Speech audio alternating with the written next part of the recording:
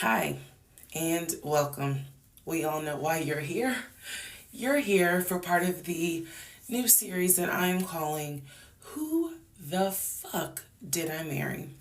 I'm going to create this playlist series, and I'm going to tell the story of how I met, dated, married, and divorced a real pathological liar.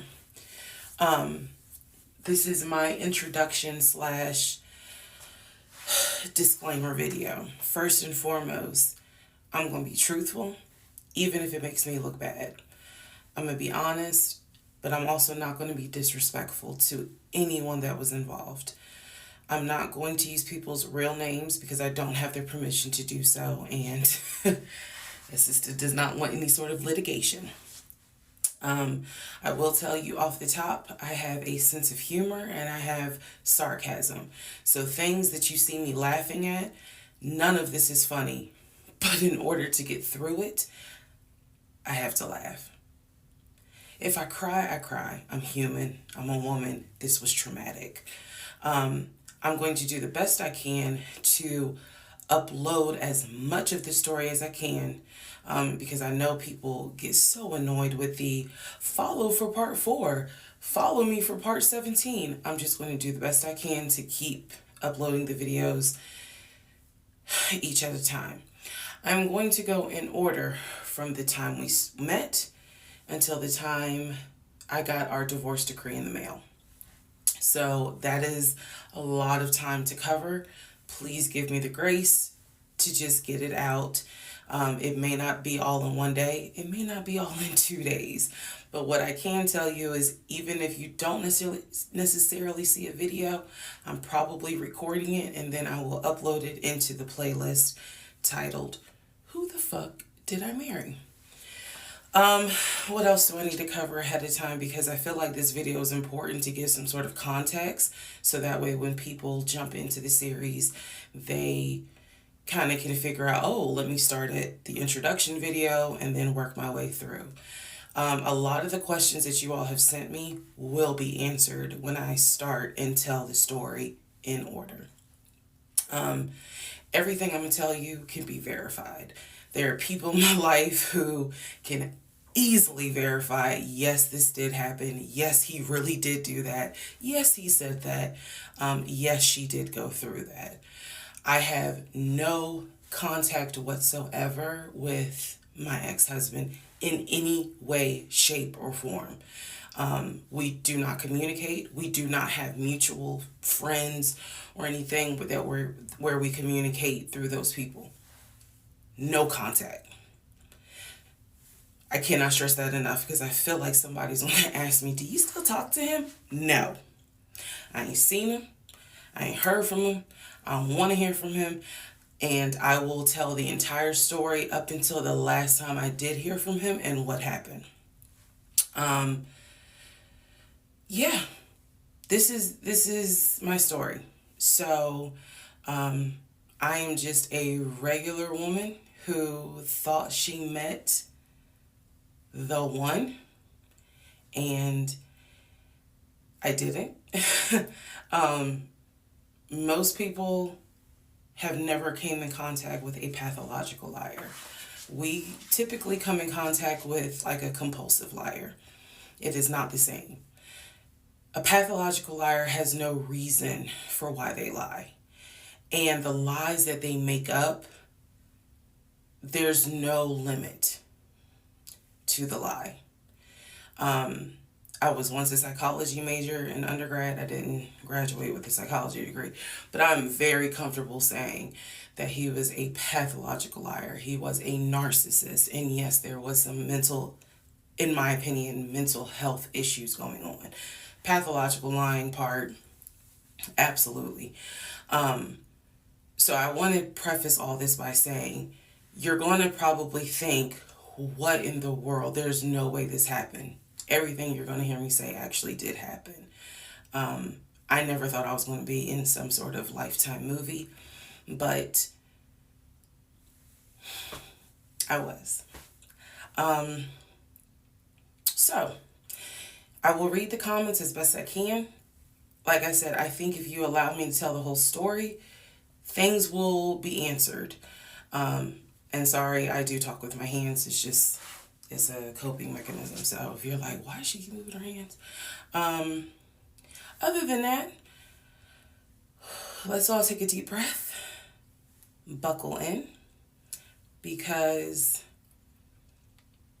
this was a fucking crazy ride. And if you think it's crazy, imagine how I feel as the person who lived it and had no idea what I was dealing with. I thought I knew, but I truly had no idea who the fuck I married. You like how I twisted that? Anyway. All right, y'all. This is the introduction, so welcome. Part 1 will be up shortly.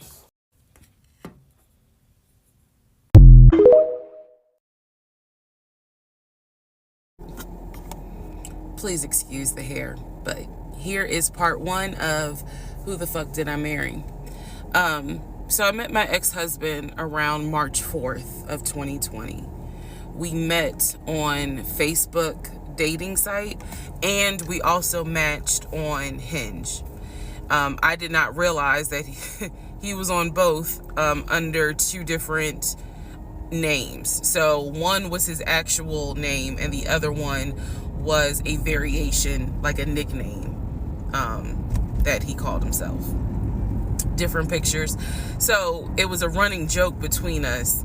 Oh, you ain't even recognize that you had matched with me on Hinge. No, I didn't. And also that should have been a red flag. By the way, you will notice in this story, I called it the United Nations of red flags. It is so many red flags that, I mean, you would have thought I was colorblind because I ignored all of them. So anyway, back to the story. We met around March 4th. We exchanged phone numbers. He called me and we talked on the phone for the first time. In the first phone call, he told me that he had just moved to Georgia from California, from San Diego. His job had transferred him because he was being transferred in as the new regional manager for a major condiment company that is based here in Georgia. I'm not going to say the name. And so we also talked about his childhood. He told me he grew up in Philly. He's from Philly. Both of his parents were deceased. This is the first phone call. Both of his parents were deceased. His father was a Philadelphia police officer. His mom was a teacher. He also told me he briefly lived in Augusta with his family. He had 2 brothers and 2 sisters. He also had 2 half-brothers on his dad's side. First phone call. So I'm just giving you guys the backstory. This was the first phone call we had. So we talked about family. We talked about friends. We talked about our jobs. At the time, I was working at Georgia State Patrol. And he knew this, and he just thought that was like, wow, so you work with troopers all day. Yes, I did. Also in that phone call, he explained to me that he used to play football. He explained that he used to play arena football. I know nothing about arena football. I know about NFL. I know about college. Go Dogs. But I don't know anything about arena football. So he explained to me that he used to play arena football. He used to work at Apple in the off season of arena football. And I remember thinking on that phone call, oh, okay, good for you. I don't know anything about arena football. And I believe I did tell him that. I don't know anything about arena football. That'll come into play later on. So he told me, I just moved here. My job is paying for my housing and they're helping me to look for a house. He was like, right now I'm in Gwinnett County, but I'm trying to look for a house ideally in Atlanta, like Brookhaven, Sandy Springs. He was like, I really would like to move out there. And so I thought, that's great. You're looking to get a house. You just moved here. He was like, I don't really know too many people here because I spend all my time at work and, this job is really demanding. So that was our first phone call. We talked more. He talked a lot, which took me by surprise because I'm not really used to men talking more than me. He eventually asked me out on a date. Our first date was set for Saturday, March 7th, 2020. He asked me what was my favorite restaurant. I said Cheesecake Factory. And so we agreed to go out at the Cheesecake Factory in a location that was in between. I lived in Clayton County at the time. He lived in Gwinnett County. I realized that if you don't know anything about Metro Atlanta, that makes no sense. But basically, we lived about 45 minutes apart. So we agreed to meet at the Cheesecake Factory over at Perimeter Mall, which is in an area, Sandy Springs, Dunwoody area. I was excited. Like, I called my friends and was like, I got a date, blah, blah, blah. We'll see how it goes. First conversation was good. Hopefully he looks like his pictures, because, that's always an issue with online dating. Hopefully he looks like his pictures. So on my way to our date, I took 285, and literally right before I got to Boulder Crest, the exit for Boulder Crest, I heard a boom, and I lost control of my car. Thank God that not thank God, but I knew what to do. So I did not crash, but my tire blew out. So I called him and I said, hey, I am so sorry, but my tire just blew on 285. I'm slowly making my way off the exit. I believe I pulled into a Chevron gas station. And I said, I got to get this fixed. I don't know what to do. Like, I'm a damsel in distress kind of thing. He kind of paused. He got quiet. And he was like, tell me exactly where you are. Drop your pin. So I dropped the pin. And he came to the gas station. Got out the car. And I was so relieved that he actually looked like his pictures that I was like, oh my God, he's actually attractive, because he's like 6'4", 6'5". Also, man, I apologize. So let me go back to the first conversation. Let me add something. He did tell me in the first phone call that he was divorced, and that his ex-wife, she had 2 children, a boy and a girl, who were teenagers, young adults. I think the girl was about 20. And he said that he had a very close relationship with his stepkids. But that he and his ex-wife had divorced because she cheated on him out in California. And so coming to Georgia was a new beginning for him. She was still out in California. The kids were still out in California. And so, he was like, I can't stand her, but I still want to be in the kids' lives. I have to put that in there because that will come back later. So this is just setting the stage. Again, that first conversation we talked about family, job, friends, how he ended up in Georgia, me being in Georgia, the things that, I would think people talk about in the first conversation. All right, now back to the tire blew out. So he shows up to the gas station. He changes my tire, which I just thought was the sexiest thing in the world. And then he proceeds to say, hey, I found a tire place around the corner. You need to get another tire. Like, you can't drive on this donut. So he followed me to the tire place, and then helped me get a tire, paid for it. So I was definitely like, wow. And so the vibe was good.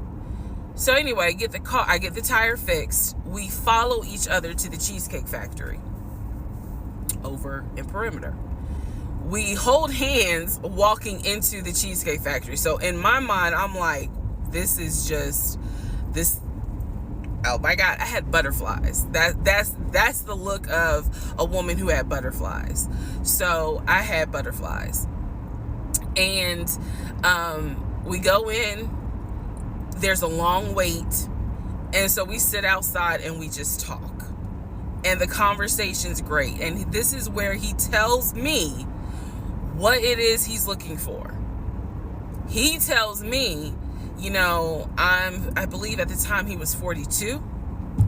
He was like, I want to get married and it be for real. He's like, my parents were married 40 plus years before my mom passed away. And I want that. I want marriage, family, a house. Like, that is what I want. He was like, I'm as a man, I'm ready to get married, but I want it to be for real, because the first time, it really hurt me when she cheated on me. So he's telling me everything that I wanted to hear. And so he was like, what is it that you want? And I said pretty much the same thing. I was like, I'm ready to get married. Definitely want to have a family. And I want to marry my best friend. So we both put on the table that we wanted marriage. And this is the end of part 1.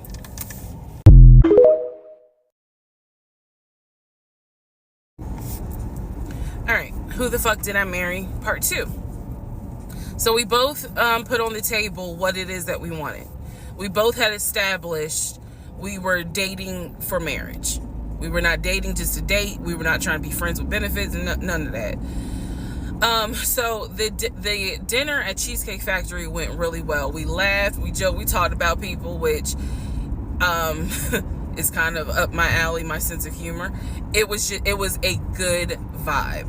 So at the end of the date, at the end of dinner, we sat in his car and he played this song for me by John Legend. I don't know the name of the song. By the time this video posts, I will put the name at the bottom. I can't remember the song. I just remember that John Legend was talking about, I think I met my wife tonight. And I thought it was a sign. So I was like, oh my God. So anyway, we ended up sitting in the car talking just about life and experiences until about midnight. So during this conversation, he again is telling me how it was, what it was like living in California, how he went out there. He went to San Diego State. He played football for San Diego State. He talked about how, he loved it out there, so he stayed. That's when he joined the company. And then he explained that he also did arena football, but only did it for about 2 or 3 years. He claims that while he was doing arena football, the team that he was on won a championship. But again, keep in mind, I don't know anything about arena football. So I was like, okay, I didn't know that they had championships. And he was like, he got a little offended, like, yeah, they got championships. And, he was on that team. So he talked to me about how he worked at Apple. He worked something in the IT area of Apple, but it within the store. Again, it was one of those, it's like when I tell people I used to work at Amazon. I really wasn't paying much attention to it. Why? So we talked about all that. We talked deeply into what happened with the ex-wife. It's because I asked. He was not volunteering all this information. So in other words, I get very uncomfortable when men start talking about their ex a lot. That's not what happened. I was asking questions because I was really trying to figure out, okay, are you ready for a relationship, or are you still missing her? So we talked about that. We talked about my exes. That was a mistake I made because I talked about how I dated at one point in time somebody I worked with. That will come back later. And he seemed real cool about it. He was like, that was before me and blah, blah, blah. So the conversation was good. Midnight comes and I go home. Yes, I went home. We ended up talking. Mind you, our first date was March 7th. And within about 2.5 weeks, Brian Kemp, our governor, shut Georgia down. We were going to be on lockdown. So during those 2.5 weeks, we talked every day. We went out again at Red Lobster. I remember Red Lobster. But everything was going great. The issue was, where are we going to quarantine? So the question was, are we going to quarantine at his place, which he had like a studio type of situation. Like, it clearly, where he was staying, I was like, it's like a studio apartment, but he kept telling me like, this is temporary because I'm looking for a house. Like, he showed me the email from a woman who worked at the company where she was out on maternity leave, but she was putting him in contact with a realtor to help him find a townhome or a single family house. So I was just like, okay, this is definitely temporary. Like, he's not trying to stay here long term. And she was apologizing in the email. I'm so sorry, this should have been taken care of before you got here, but it wasn't, I saw the email. I read it. I read the email. So the decision was, we're going to quarantine at the studio, or we're going to quarantine in my house? First mistake I made. Well, there's a lot, but this was a mistake I made. So ladies, caution moment. During one of our dates, because keep in mind, in those 2 weeks, we were seeing each other quite a bit. Nothing physical or anything like that. Just two people who I thought were really on some, all right, let's see if this is going to grow into something. He came to my house. When he came to my house, I had a 3-bedroom, 2.5-bath townhome. He was in a studio. Now, I'm telling you guys all of this in order of how it happened. So some things I'm probably going to insert what I was thinking and the mistake I made. Can I turn this off? No. Okay, I still need that.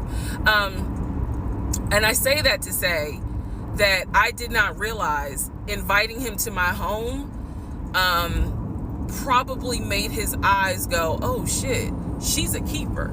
She got this 3-bedroom, 2.5-bath townhouse, and I'm in like a little studio. Yeah, let me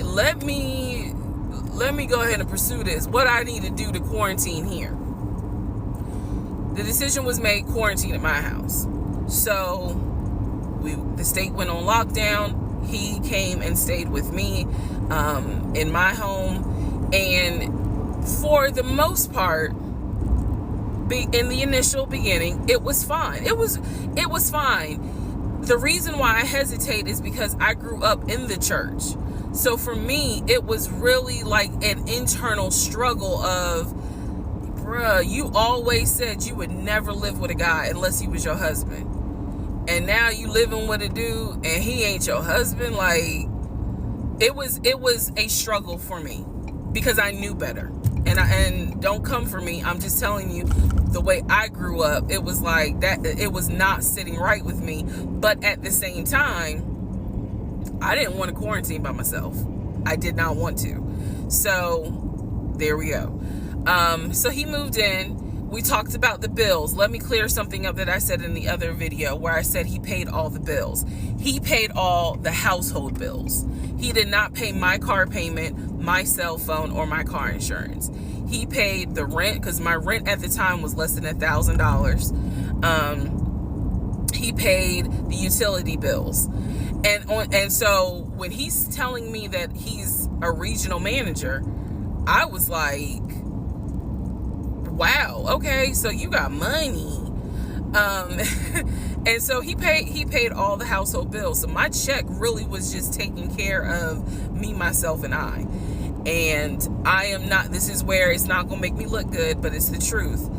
It was intoxicating to not have to worry financially about how to pay the bills. It was a wonderful feeling. And so I kind of pushed to the side the fact that, yeah, you shacking up, because it's like, but your page, you don't have to worry right now. Like, he's taking care of all of April's bills before April even comes, because this was still March. So we're living together, and I'm cooking, I'm cleaning, he's helping to cook and clean, and then we have a conversation about house. Is he still going to buy a house just for him, or is he going to buy a house where it's for us? Because we are going to try to make this thing work, be official, get married, have a family. So the question now on the table is, what are we going to do? Because I didn't want to stay in Riverdale, Georgia. I did not want to raise a family there. I refused to have a baby in Clayton County. So the decision was made, let's start looking for a house for both of us. Remember, he was already looking for a house for him. But then he was like, you know what? We're together. I plan to marry you. Let's look for a family home for the two of us. He was like, this is how much I was approved for. That's when he showed me the Chase paperwork. It was a letter stating that and it had the Chase emblem at the top. He showed me a letter stating that he was approved for $700.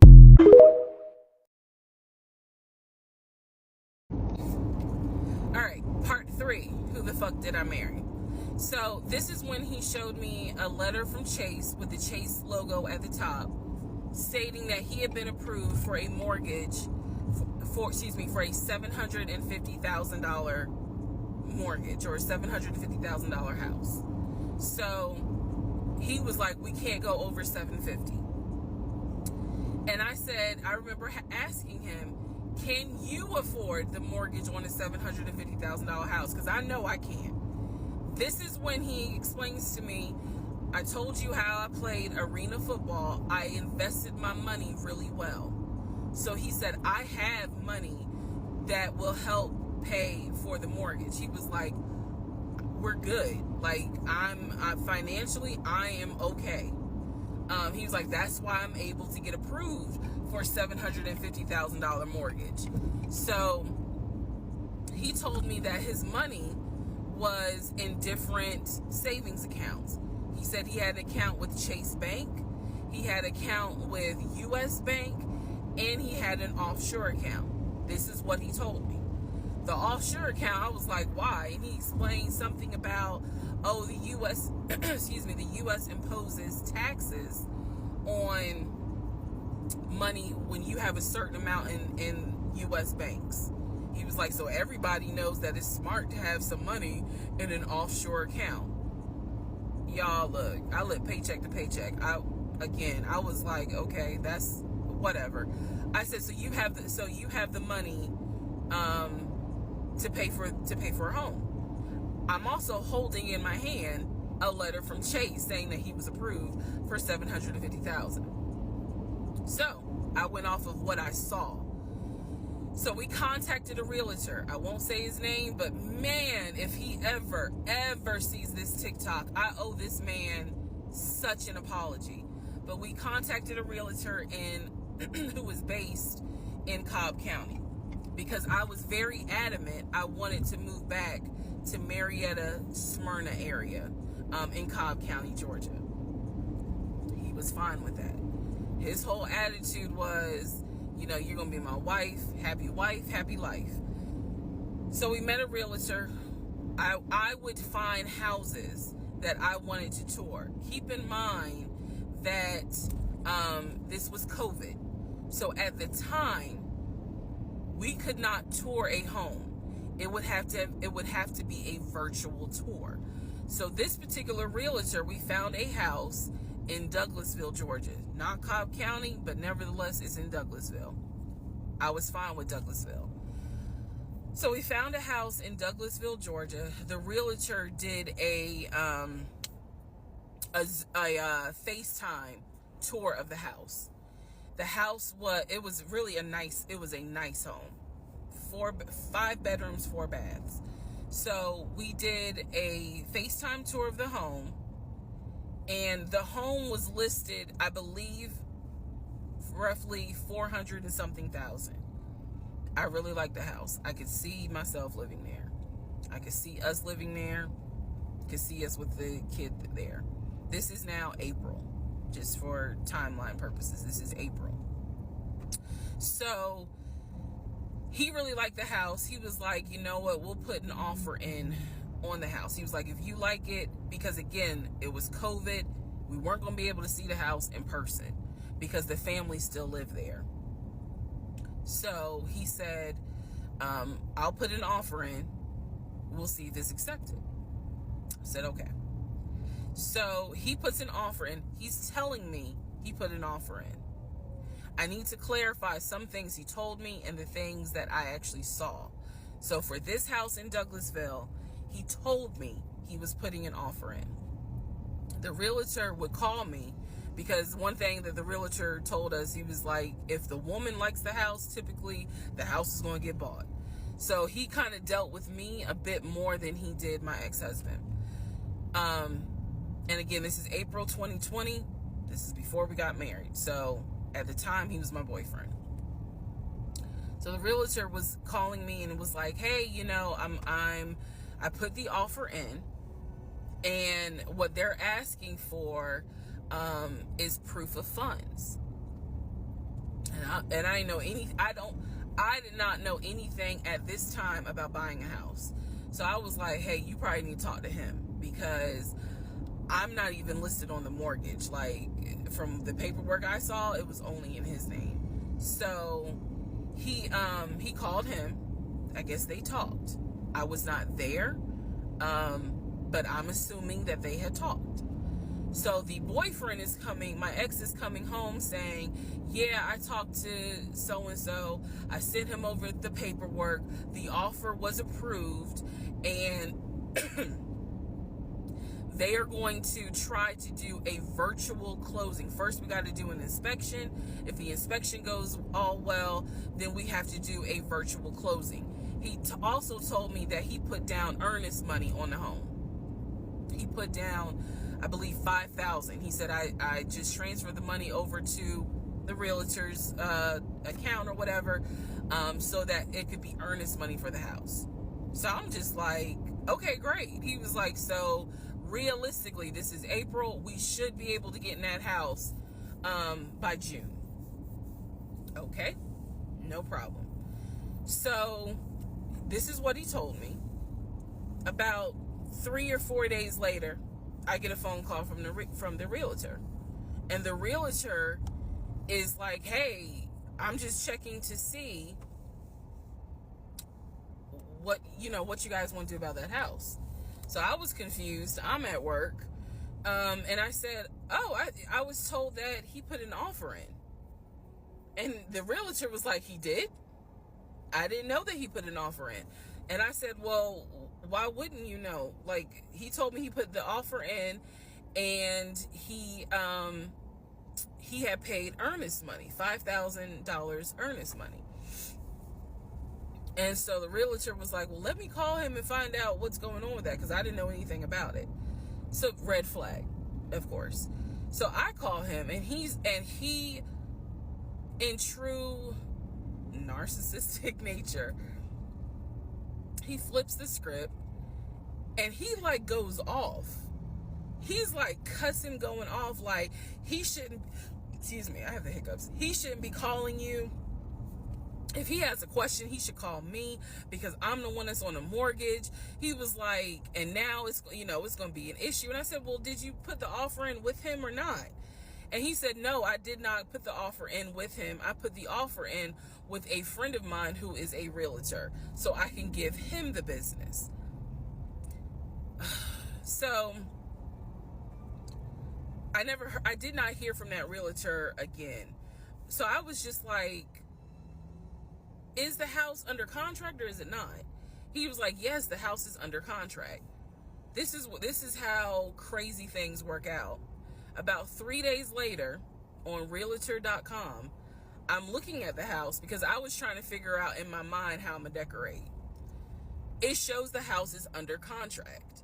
So, showed my boyfriend. My boyfriend's like, I told you it was under contract. He was like, I did you not believe me? And I ain't had the heart to say, hell no, I didn't believe you. Like, it seemed too good to be true. But once I saw the house was under contract, I absolutely believe that, okay, it's under contract with him. Like, yeah, we're about to do inspection. We are about to move. And so we had driven by the house because, again, keep in mind, a family's still living there. So we had driven by the house. At this point, he was like, I want us to start looking for furniture so that way we can go ahead and order it. So when it's time to move, the furniture is ready, because, it takes like 6 to 8 weeks sometimes for furniture to be delivered if they don't have it in stock.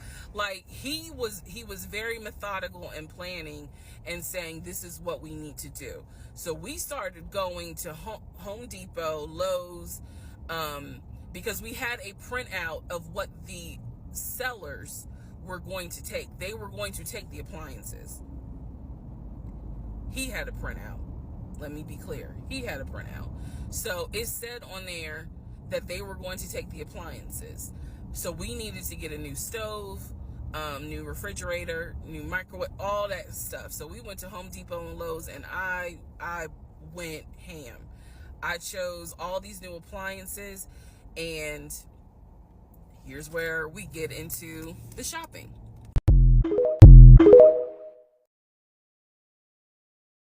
All right, part 4. So we go to Home Depot, we go to Lowe's.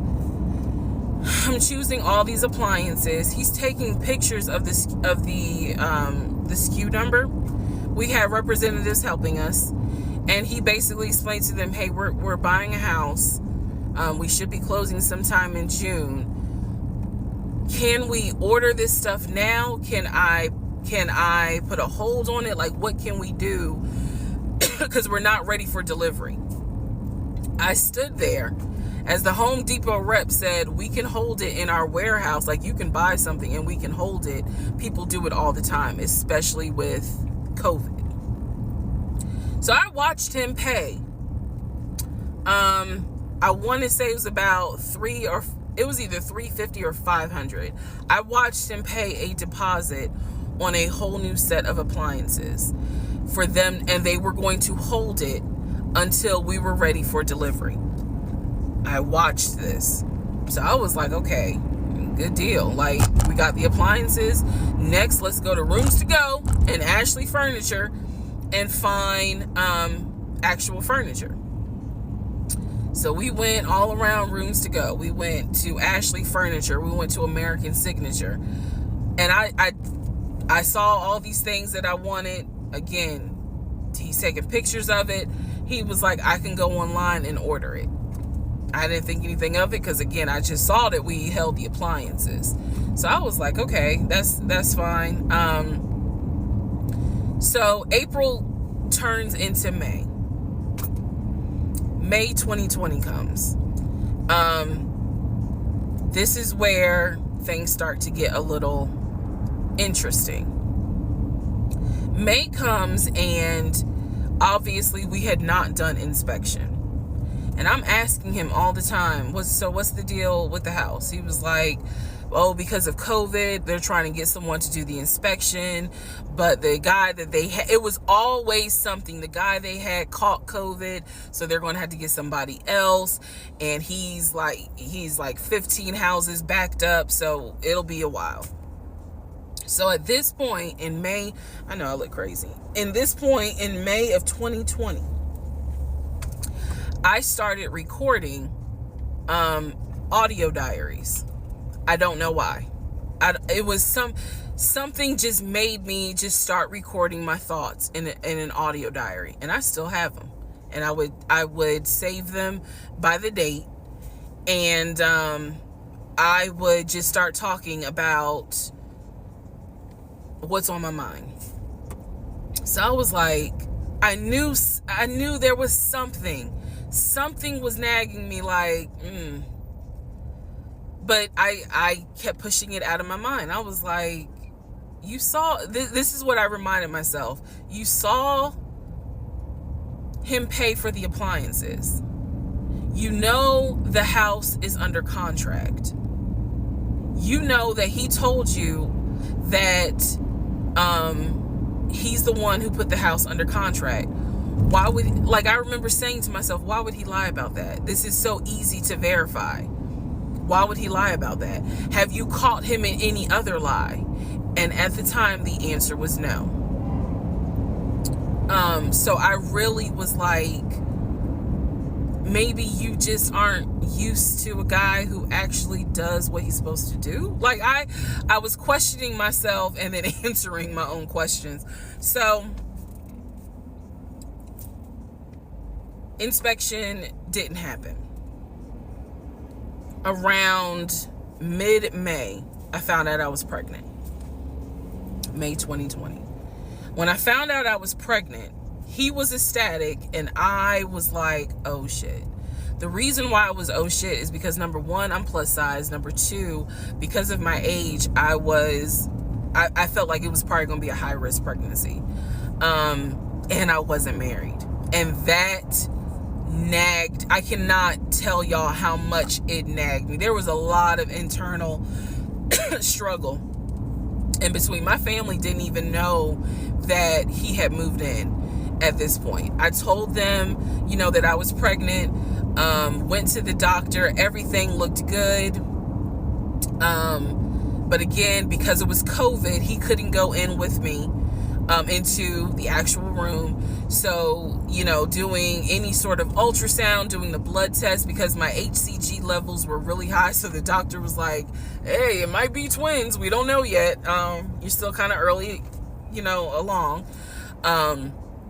They gave me a due date. The due date was January 26th of 2021.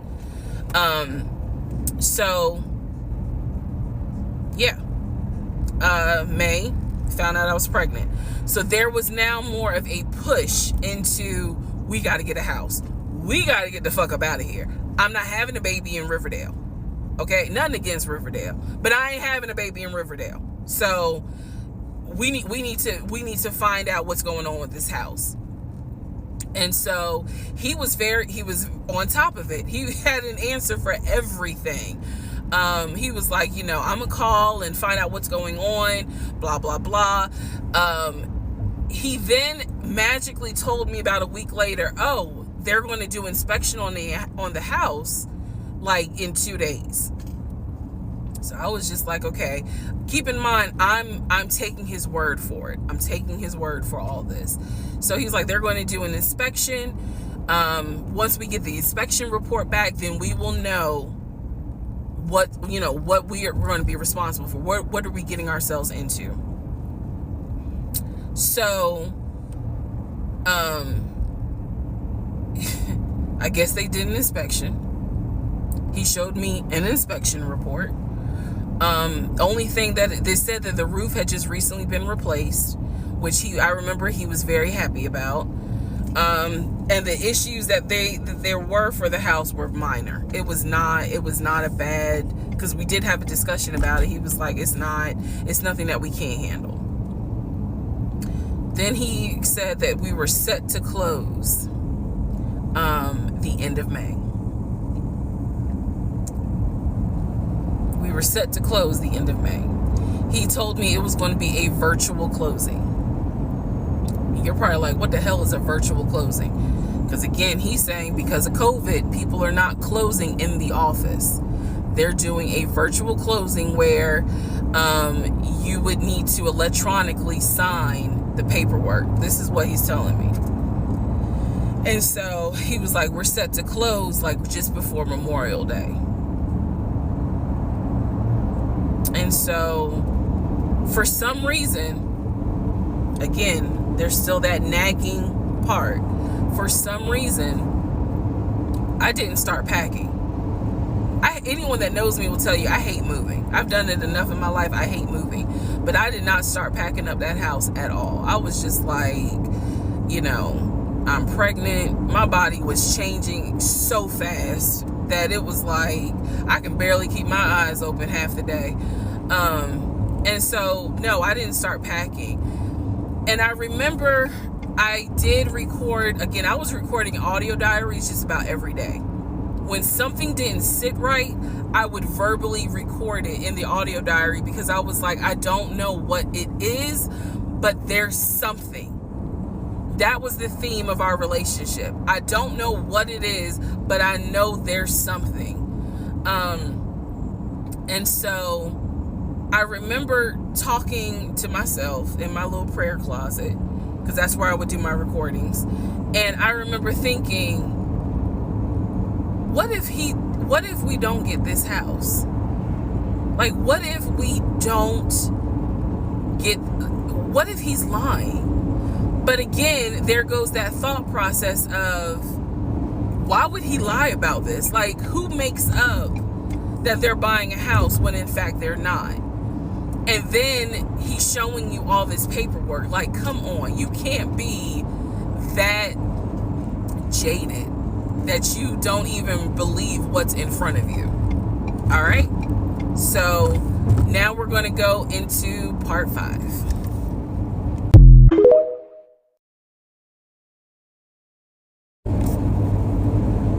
Okay, part 5. Who the fuck did I marry? So I'm questioning all this stuff in my head out loud on my audio diaries. And then once again, I'm like, but look at what he's giving you. Like, he's paying, it wasn't a question about money. It was just a question of, are we really about to move into this house? And keep in mind, he's paying all the household bills. He still is. So we were supposed to close before Memorial Day. We didn't. There was an excuse. There was always an excuse with him. Always an excuse. And I didn't know enough about the process to question stuff, because I really wasn't involved the way I should have been. And it was giving me a lot of anxiety. So I'm pregnant with a lot of anxiety. And if I'm gonna be 100% honest with y'all, I was not expecting that I was probably going to have a healthy pregnancy, because I was stressed. And what I was stressed about is I didn't know what was going on, because I wasn't really involved the way that a normal relationship would be involved. Just being honest. So we did not close. We move now into June. This is now going into June. Around June 5th, I looked at the house again on Realtor.com. I don't know what made me do it, other than, and I don't mean to sound super spiritual. I know that people are like, you may or may not believe in God, but I'm telling you, I believe with all my heart. Probably the Holy Spirit was like, look at that house on Realtor.com. So I looked at the house on Realtor.com. This was around June 5th. It showed that the house was off the market. And I remember being like, okay, wait, what does that mean? What does that mean? Because ex-husband is telling me we're about to close on the house. We're about to close. It's our house. We got furniture, da-da-da, da-da-da, da-da-da. He's also telling me that he's been in contact with the realtor, his friend, who was telling him, this is what was happening next. Here's what's going on. So the guy that we initially worked with apparently is completely out of the picture. But again, I was not heavily involved. So I'm just like, let me look at the house. I see it's off market. What the fuck does off market mean? Like, now I'm really freaking out. So it shows the name of the real estate agent for the seller. I don't remember her name. I called her and I said, I said, my husband and I, even though I wasn't married, my husband and I were looking at this house at 123 Main Street. And we really wanted to tour it, but now I'm showing it's off market. Is it not available? Or, I pulled that card. And she was like, oh, no, ma'am. The home closed yesterday. It closed June 4th. Again, there are certain dates I just remember. And I said, oh, it closed June 4th? I was like, really? And she said, yes, ma'am. She was like, my sellers sold the house. And I was like, oh, man, okay. Well, I said, my husband and I really wanted, we love the pictures of it, and we're getting ready to start a family. So I would have loved to have been able to, have the opportunity to see it. I asked her something. I don't remember the specific question I asked her. And I know why I asked the question, because I was anticipating that my boyfriend at the time was going to have some sort of excuse. So I asked her something about the buyers.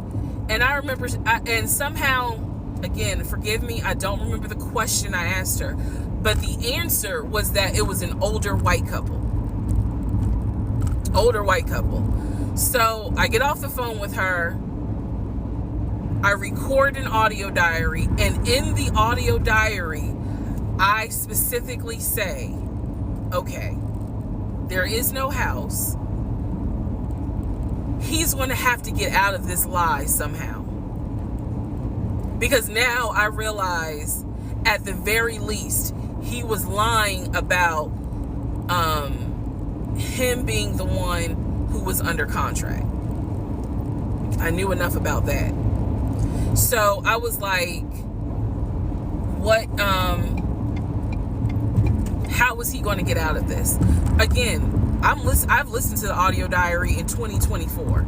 I literally said in that audio diary, how is he going to get out of this lie? And I was trying to think of ways on how he's going to do it. And something said to me, because I say it on the audio diary, I said, he's going to say it's a bad deal. And he's going to say he wants to pull out. Y'all keep in mind, I am pregnant. So I had a decision to make. As ugly as this decision was, I made the decision, you're about to have a baby with this man. He's paying all the household bills.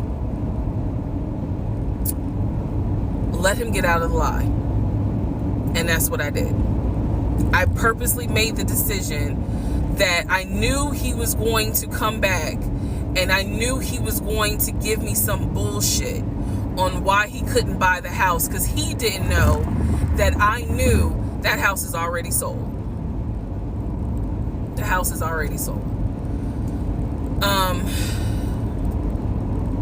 And this is the part where I said, I'm gonna be honest, even though it's gonna make me look bad, because most women in their right mind would have been like, I'm out.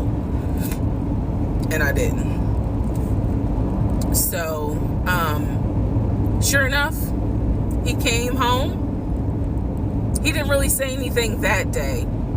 The next day I asked him about the house, and he said, my friend, the realtor, he was like, I'm talking to him because something's going on with the interest rate. And when he said that, I felt so much relief, because I knew that I had been prepared for, he's going to give you some bullshit. So when he said there's something with the interest rate, I said, you know what? This is literally what I said, y'all. If the interest rate isn't good, then we shouldn't move there. We should probably let this house go. We should cancel whatever furniture we ordered, or, appliances, and let's just look for another house. I said, I would like to be moved before the end of the year. I said, I really don't want to be 9 months pregnant moving into a house. I would like to be done with this before then. And the way I said it was so calm, and he was like, okay. He was like, I'm gonna call the friend, the realtor, and tell him I'm backing out of the house, and I'm gonna see if I can get my earnest money back. And I remember looking at him. I was standing in the kitchen, and I cocked my head to the side, and I said, okay, get your earnest money back, and let's find another house. And so that's how that first house fell through. So fast forward, I keep looking at this to see how much time I have, because they only give you 10 minutes. So this is part 5, part 6 is coming up. But subsequently, what ends up happening the next week, which is mid-June, I was at work, and I started cramping, started bleeding. And at this point, my doctor, I had just had an ultrasound earlier that day. So I went to work because the ultrasound was fine. I went to work and the cramping and the bleeding started. And I started crying because I kind of knew what was going on. And my doctor had called me and told me that when they did the ultrasound, they did not see a heartbeat. So she was like, this pregnancy is not going to be viable. So I'm crying, hysterical. And now we're going to get into part 6.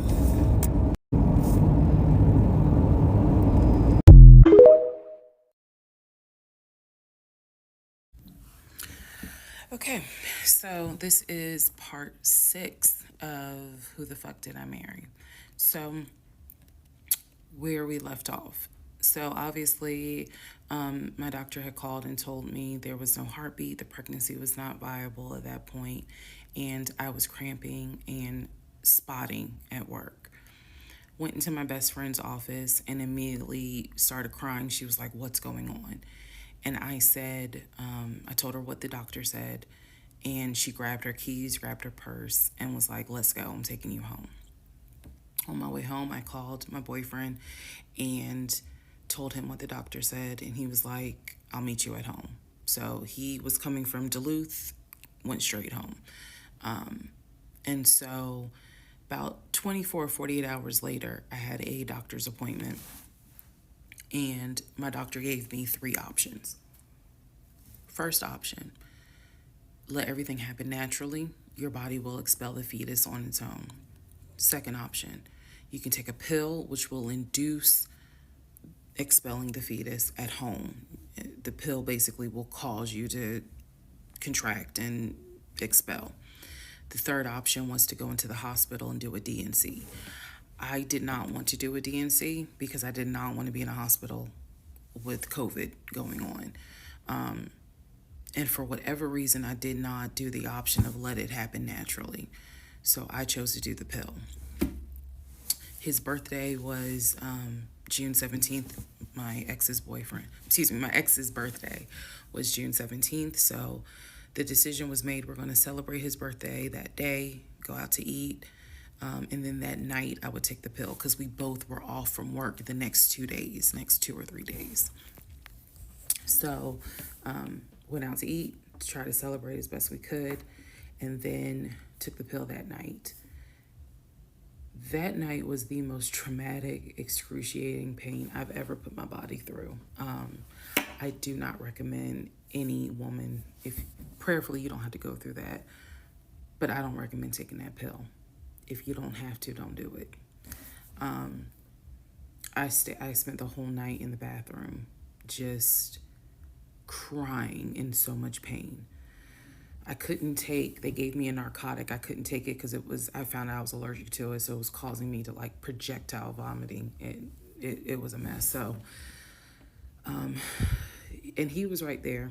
He was scared that he needed to take me to the ER. But in the morning, the pain kind of subsided.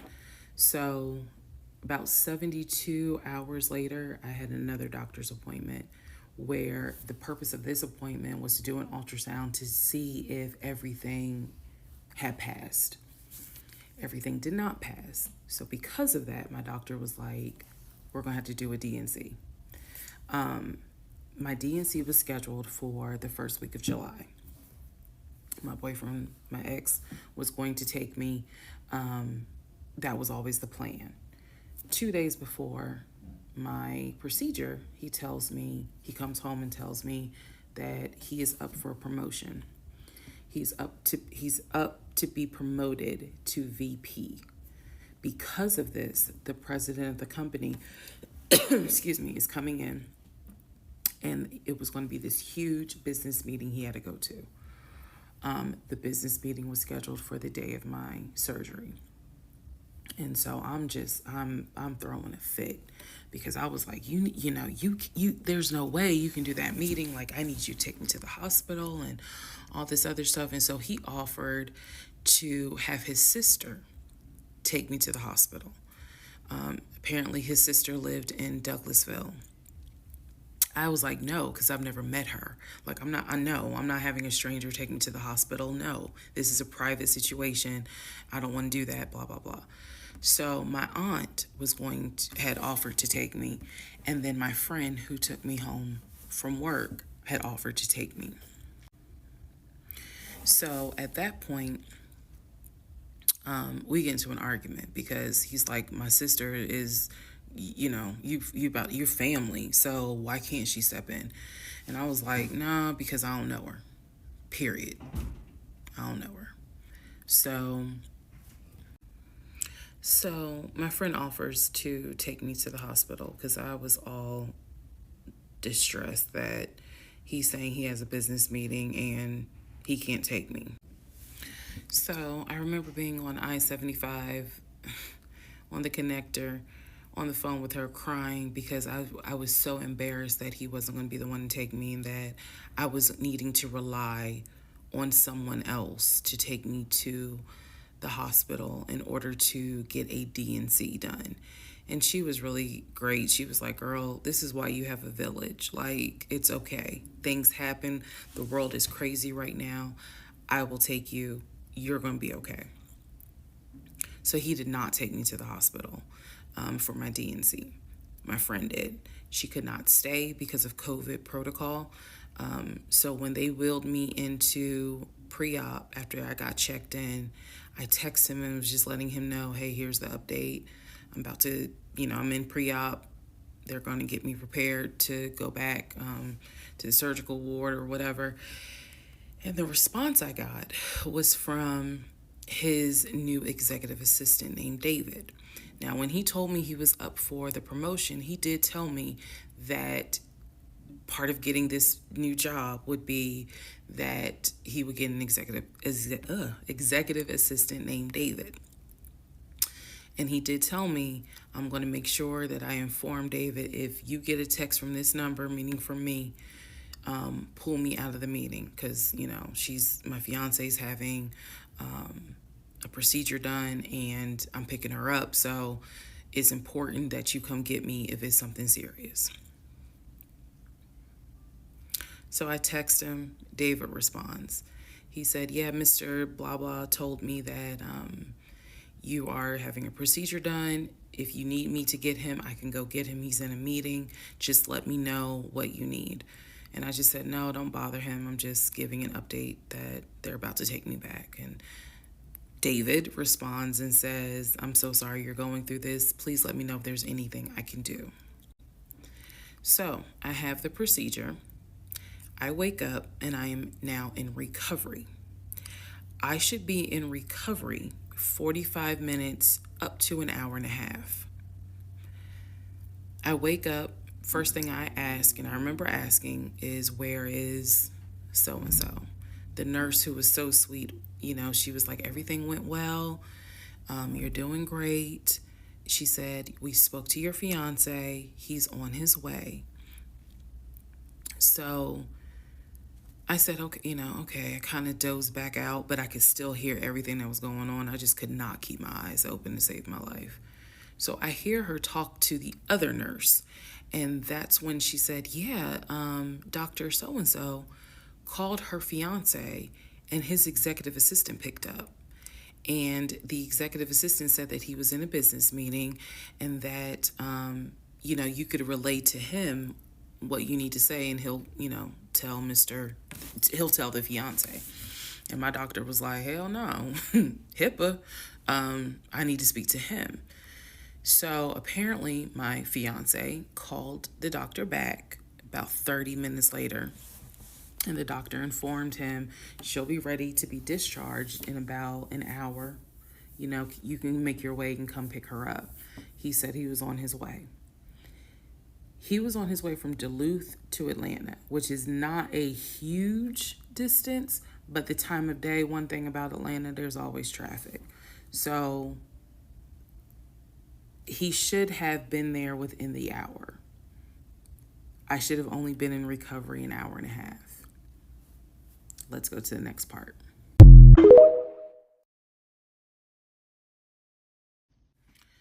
Part 7. Who the fuck did I marry? So I should have been in recovery at Northside Hospital for about at most an hour and a half. Subsequently, I ended up being in recovery between 3 to 3.5 hours. The nurses kept calling my ex, asking what's the status, because they were actually getting ready to do a shift change. So they kept calling, asking what's the status? What's the status? Like, where are you? I want to say that they called a total of 3 times and they spoke to him twice. So at this point, I knew that they were all like, where's her fiance? Like, what is going on? He said he was stuck in traffic, and so he was making his way there. He eventually did get to Northside Hospital, and they wheeled me down because, again, he couldn't come in just because of the protocols. So when I got in the car, and I'm in pain, but yet drugged up, couldn't keep my eyes open, I was just out of it. But I remember him calling my aunt and my mother and letting them know I picked her up, we're on the way home, let me get her settled, and then I'll give you guys an update. I remember that. What I did not know was that he had texted my aunt and my mom and asked them to not bother me for like a week. Like, just please don't reach out to her. Let her just rest. I am from New Jersey. I am from an African American family. You don't tell my black mama or my black aunt that, please don't bother her for a week. I didn't know this at the time, but I'm just interjecting that part. I'm trying to stay in the timeline, but he did apparently do that, and my aunt was like, "Well, I will fuck you up." Anyway, so go home. He waits on me hand and foot. I recover. Just needed about 24 to 48 hours to just get my mind right. During this time, in between when the house in Douglasville fell through, we had not talked about a house. So I guess it was about a week later, after the DNC, he decides that, do you want to start looking for a house again? Excuse me, I have hiccups, y'all. Do you want to start looking for a house again?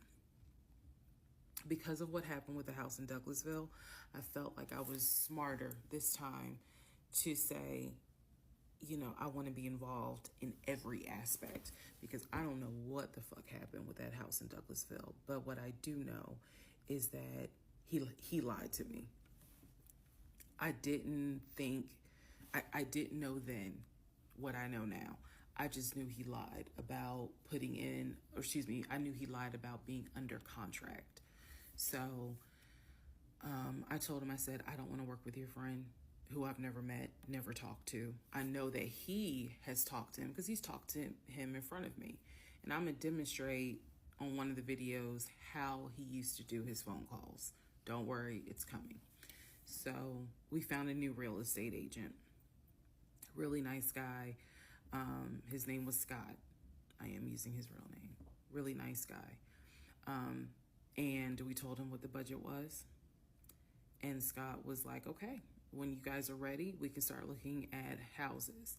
Try to look for houses that are empty, because you can actually tour those. If it's a house where someone's already living in there, chances are it's going to have to be a virtual tour because of COVID.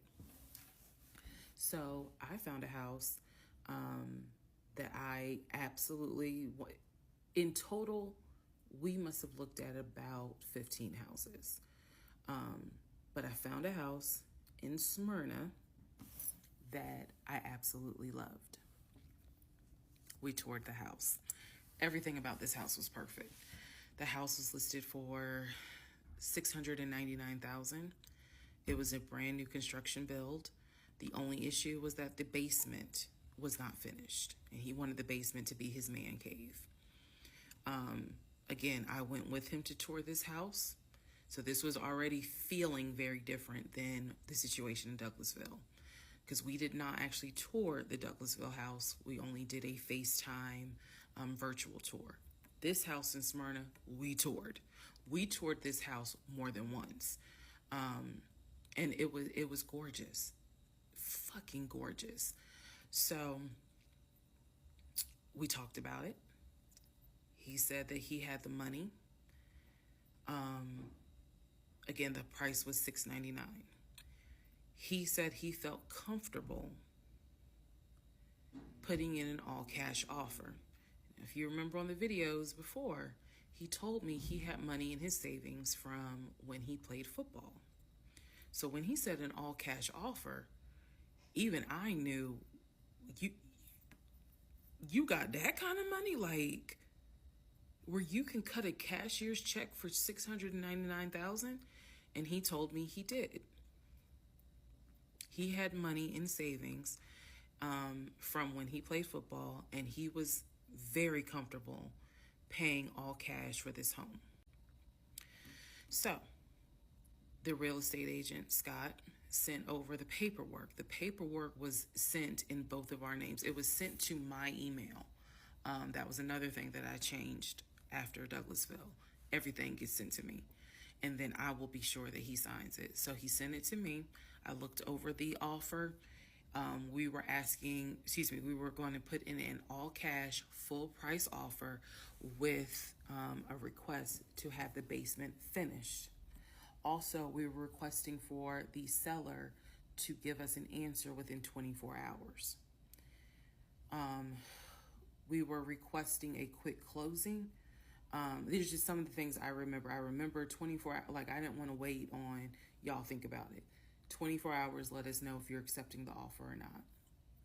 And then also a quick closing because it was a new construction. So we didn't have to wait for the current tenant to move out. We didn't have to do that. So I watched in our bedroom as he pulled it up, because it was a electronic document. He signed his name to the offer for $699,000 cash. He requested again, the seller let us know in 24 hours if they were accepting the offer. So we submitted the offer at around 6 p.m. We were requesting that by 6 p.m. the next day, they let us know if the offer was accepted or not. I watched him sign the offer. I sent the offer back to Scott from my email. All parties had signed. Scott texted us and said, I got it. I'm submitting it. I will let you know what they say. Let's go into part 7. Sorry. Let's go into part 8. Good grief, this is getting long.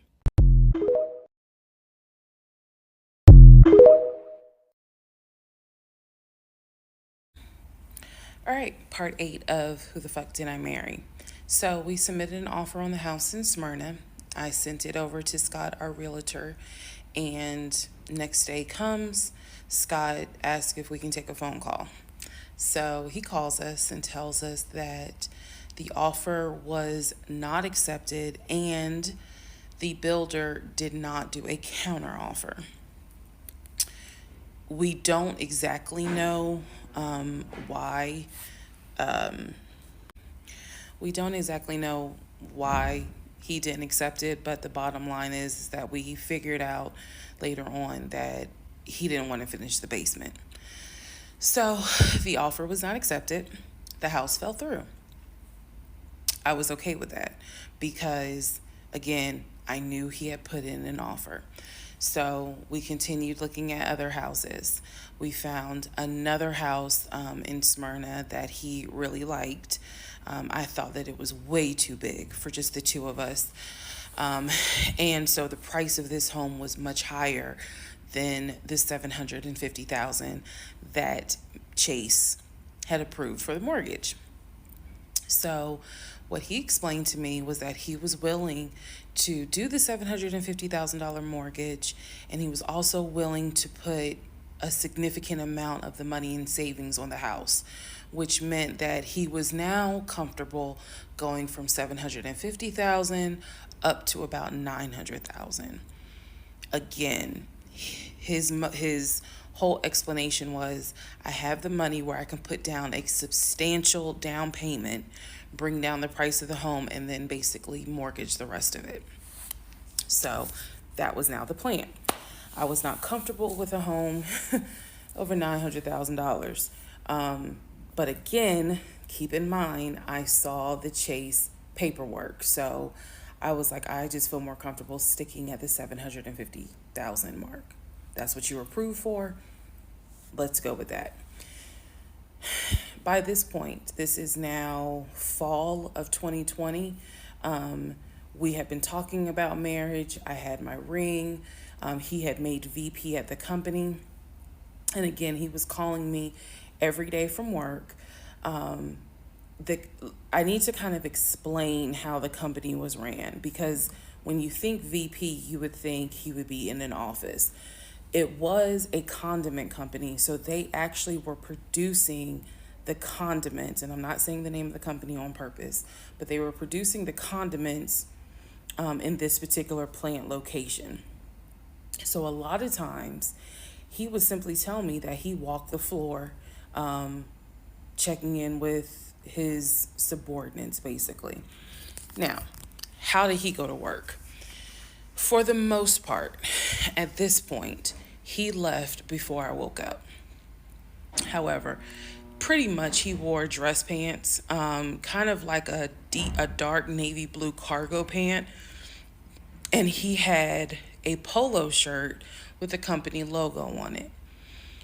What I saw a lot of times is that he would not wear the polo shirt to work. He would wear like a company t-shirt. He would wear rubber sole shoes and the navy blue cargo pants. I didn't think it was a uniform, but it reminded me of what someone would wear when I worked at Amazon, if you're going to be doing manual labor. He didn't go to work sloppy looking at all, but it definitely was not suit and tie. Nowhere near suit and tie. It is fair to note that outside of work, he was a man who he loved to dress. He loved to wear the latest Jordans. He loved to collect watches. He collected a lot of Invicta watches. He loved to collect hats. He wore hats, baseball caps everywhere because he didn't like the shape of his head. So in terms of how he dressed casually, the man, he could dress. In terms of how he dressed for work, yeah, he didn't dress like a VP. But his excuse was, I'm constantly walking the production floor, and I can't be in a suit and tie walking the production floor where they're creating the condiments that we're selling. So by this point, again, this is fall. We're still looking at houses. We're still touring houses as much as we can because it is COVID. We had found another house that we really liked and a house that I really, truly wanted to put an offer in on. This was now going to be the second house that we put an offer on. He put in the asking price, I believe, was about 700,000. He put in under asking an offer for about 650,000. I'm guessing, but I'll try to find the house and put it on the story. The reason that house fell through, we found out that the home was sitting on a septic tank. We found out that the septic tank had an issue, and it would have taken about $15,000 to $20,000 to fix the septic tank. The sellers were not willing to fix the septic tank. Personally, I didn't really care for the house that much. I'm the one who was like, I don't really want it. So even though we put an offer in, we had 24 hours where we could pull our offer back. And so we did. Once we found out, I believe it was in the disclosure. And if you're a realtor, please feel free to tell me if I'm using the wrong terminology. But I believe it was in the disclosure that they told us the septic tank needs to be replaced. That's when I was like, nah, I don't want that house. So we pulled out. The house fell through.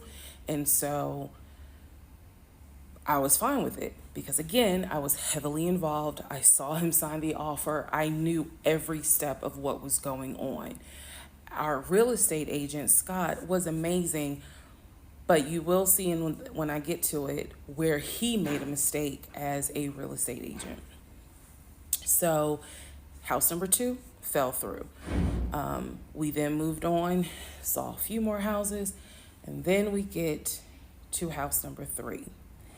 I'm going to pause talking about the houses because now I need to introduce what happened with the cars. Stay tuned.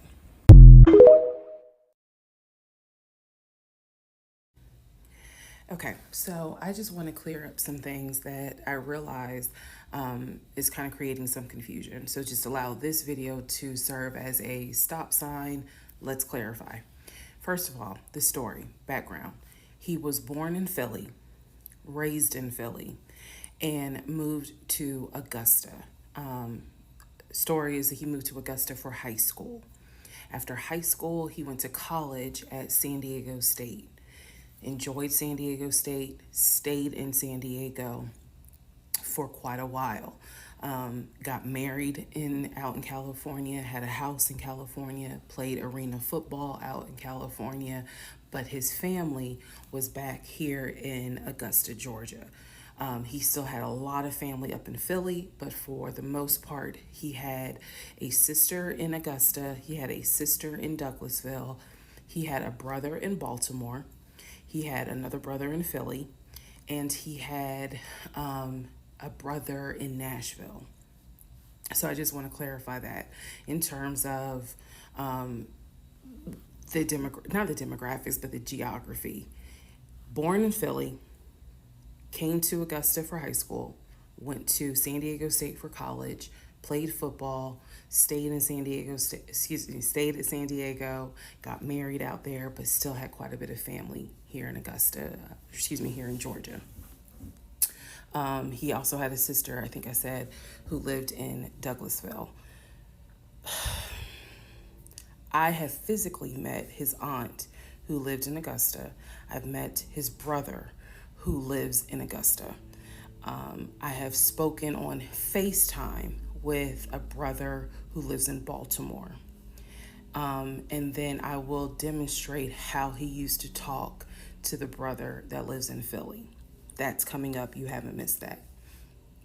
In terms of the proposal, you did not miss the story of the proposal. I simply didn't want to share it because it was embarrassing. Basically, he gave me 3 ring options. We went to a jeweler at the Mall of Georgia. He had me pick out 3 rings. I told him which one I liked the most because I knew it wasn't a romantic proposal at all. I knew which ring I liked the most. I told him which one. He basically said, when I'm ready, I'll give you the ring and I'll propose.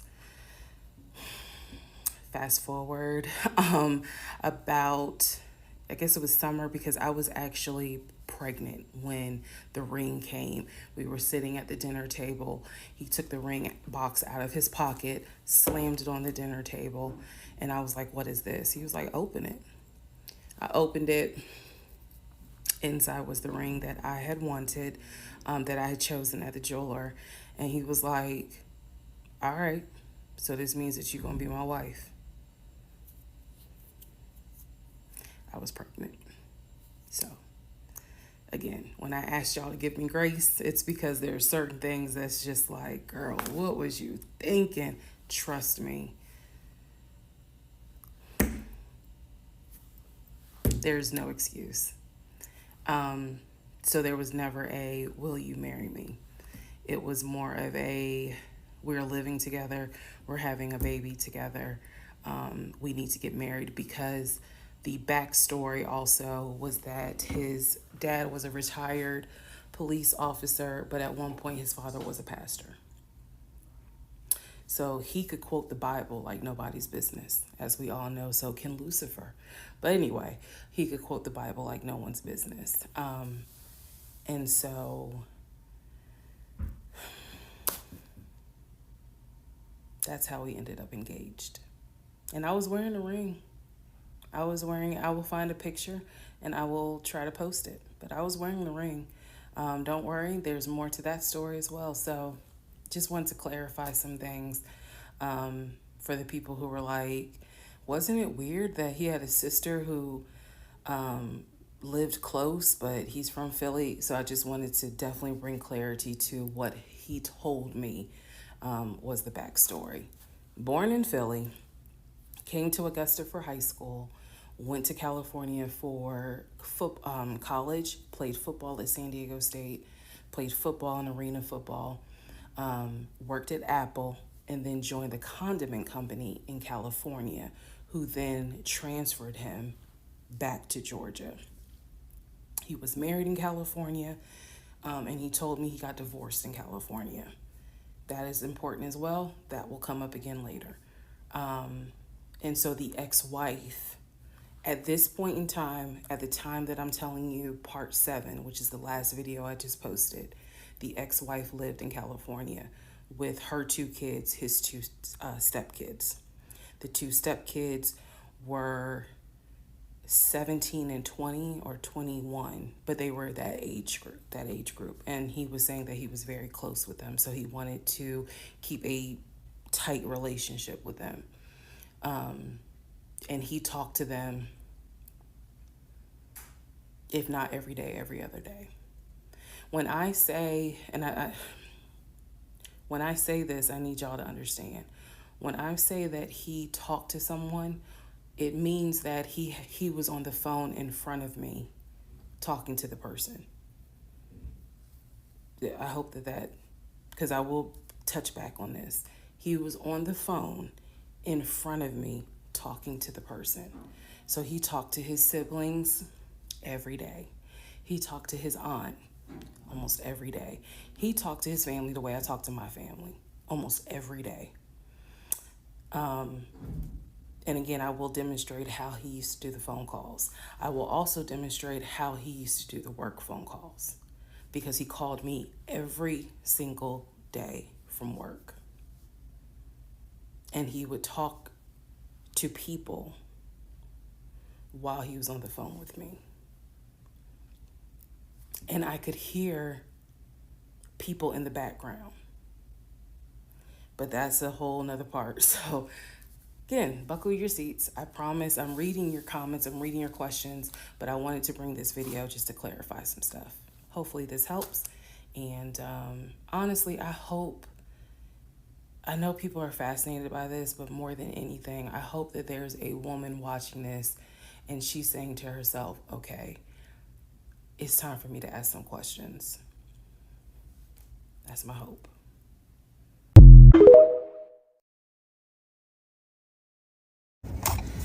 All right, part 9 of Who the Fuck Did I Marry? So we're pausing on the house stuff. Let me tell you about the car. So when I met my ex-husband, I was driving a 2012 Nissan Rogue, fully loaded. It had quite a few miles on it, but it got me from A to B. It was in good condition, but I was upside down in the car. He was driving a 2018 Ford Taurus, sport mode. I know he had a sport mode on the car, and I love driving that car. When he told me how he was a regional manager, he told me that one of the perks that came with the job was that he would be getting a company car.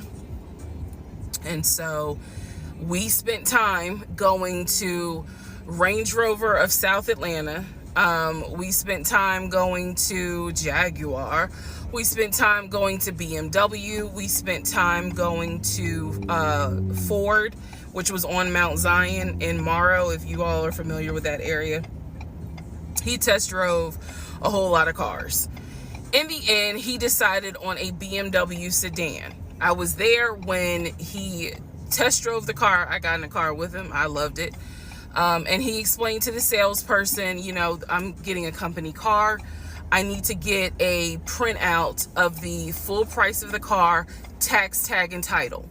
Because what my company is going to do is wire over the money for the car. The salesperson was like, okay, you know, apparently that happens a lot. So he gave him a printout with the tax, tag, and title for the car. In front of me and the salesperson, he called the person in the finance department for his job. Obviously, I have no idea what this person's name is, but he called the person. He explained to them, this is the amount of money. He said the president of the company, so-and-so, has authorized for him to get a car, not spending more than, I think, $90,000, tax, tag, and title. The BMW came out to just under $90,000. And so I remember this conversation so fucking vividly. So he's on the phone in front. I'm sitting down, the salesperson sitting down at their desk, and he's like, they put me on hold. And so he's like, I guess the person comes back and he says, the price of the car is blah, blah, blah. He was like, give me a second and I can send you a picture of that printout that shows tax, tag, and title for the BMW. He gets off the phone. He takes a picture of it. He sends it to whoever. He waits about 10 minutes. He calls the person back. He says, did you get it? Apparently the person did get it. But the person who can actually physically do the wire transfer had gone home for the day. So what he says to the BMW salesperson, he's like, okay, we're going to have to do this tomorrow because so-and-so went home for the day. I don't know who the salesperson is. I can only tell you from my viewpoint what I thought. I had no reason to think this was a lie. I really didn't. Because again, you got to please keep in mind the circumstances that all of this is happening. We're inside the dealership. We're sitting at the desk of this person. He gave us the printout. He's on the phone, doing business, basically saying, look, this is how much money the car is going to cost. He's taking a picture of it. He seemingly is texting someone saying, this is how much, this is proof of how much it is. Then he asked the BMW salesperson, I need your wire transfer information. The guy got up, rushed over to, I guess, their finance area to get the bank wire information, because obviously you have to wire it a certain kind of way. Rushes back over, gives it to my ex-husband. My ex-husband's like, okay, first thing in the morning, we will get this wired over, and then, I'll come and pick up the car. My fiance, will drive me up here to pick up the car. So we leave.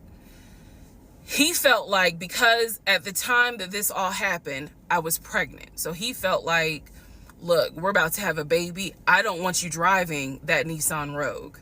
I want to get you something. I want to get you something more secure, something new. I really wanted a Kia.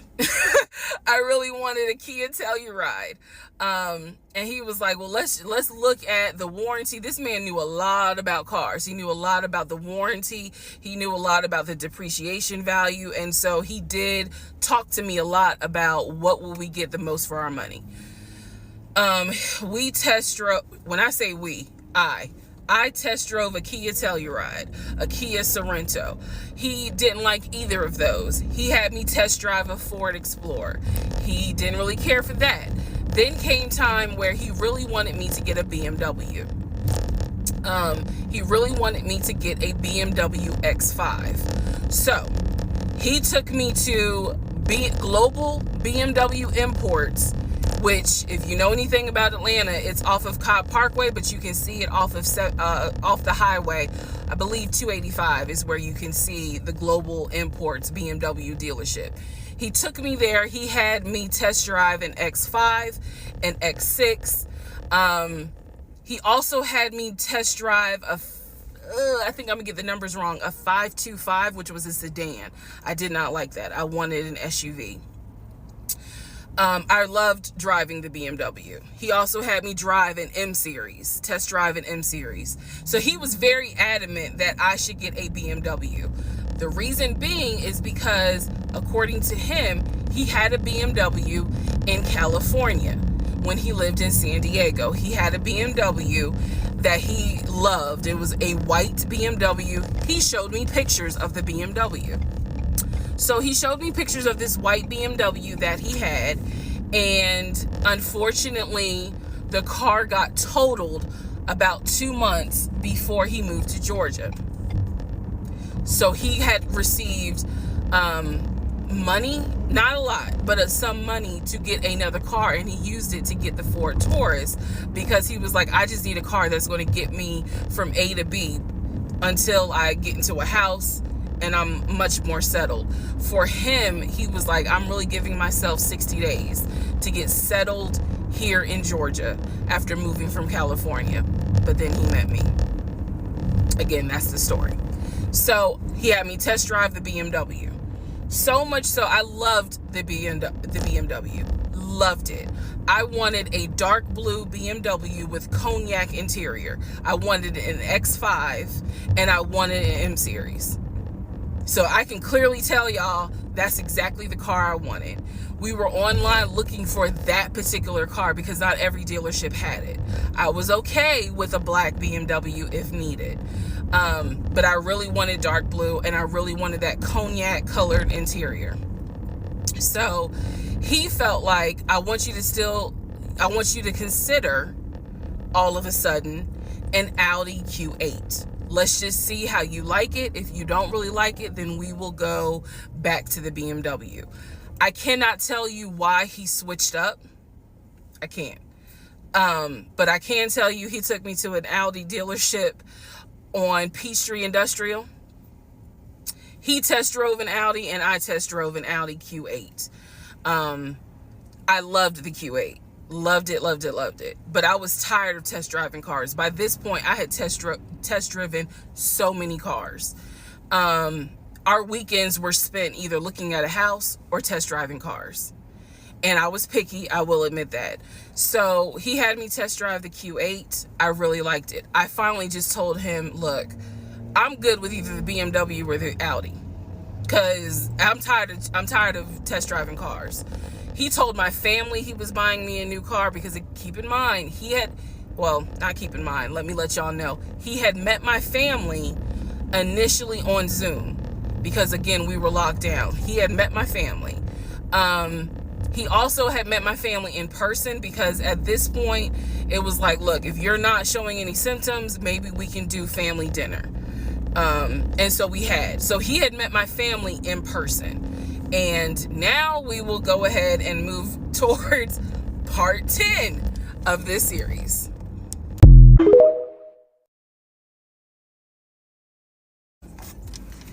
Okay, part 10. Who the fuck did I marry? Okay, had to sneeze. All right, so at this point, I had test driven all these cars. Kias, hell, he even had me test drive a Nissan Murano, but the main two were BMW and an Audi. He had told my grandfather he was getting me a car.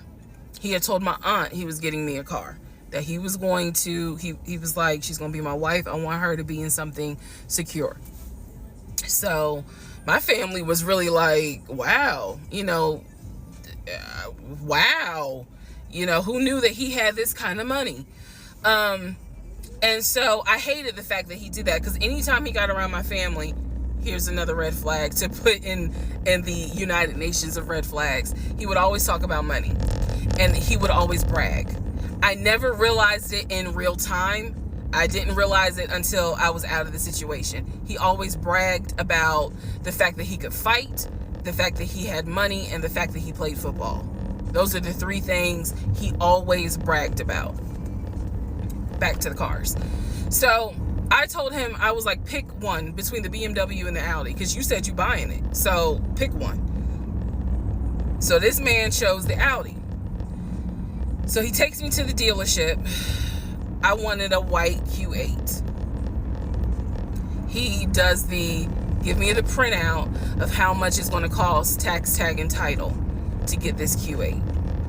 Gentleman who's helping us gives him the printout. He's saying he's going to pay this money for the car out of the savings account that's offshore. That's the story. That's what he's saying. So he apparently is asking the guy, is there a holding fee? Can I pay a holding fee to secure this car while I'm working to get the money transferred, because obviously with COVID, it's going to take long for the banks to transfer the money. Side note, I need everyone to understand, one of the reasons why he was able to get away with the stuff he got away with is because we were on lockdown. It's crazy because it's now 2024, but I don't know, do we all remember how it seemed like a lot of stuff stopped in 2020? Now, keep in mind, that's not an excuse I'm making, because shit still got done. But in terms of business as usual just was not happening in 2020 at this time. So when he's saying, oh, it's going to take a while for the bank to transfer the money, the gentleman who was working at Audi he didn't make a face. He didn't blink. He was like, I know it's going to take a while because of COVID. So basically what ends up happening is we leave. He has the printout. He calls the bank, or he calls his financial advisor, who does have a name. The financial advisor's name is Eric. I feel comfortable using certain people's names, especially if we find out they didn't exist. So he calls Eric. He tells Eric in front of me, hey, I need to transfer $72,526, whatever the amount was, because I'm buying a car for my fiance. This is the bank account information. Do you need me to give it to you over the phone, or do you need me to email it to you? Pause. I can't hear what the person's saying, but that's what he would do. Do you need me to give it to you over the phone, or can I email it to you? Okay.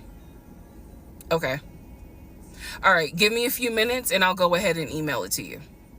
All right, let me know. I'll call you back to find out if you received it. Okay, hang up. So I'm hearing this because, again, I'm not paying attention to, did I hear anybody on the other phone? Did I hear anybody on the other end? So he proceeds to type up an email, type up something, telling him this is the information that we need.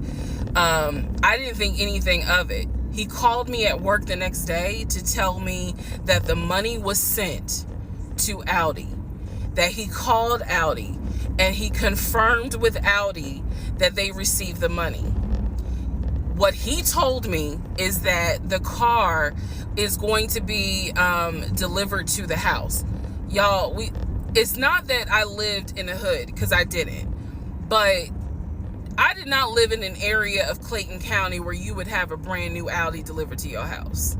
So I remember saying to him, I don't want that car delivered to the house, not yet, because I need to put that car in the garage. And my Nissan I only had a 1-car garage, so my Nissan was in the garage.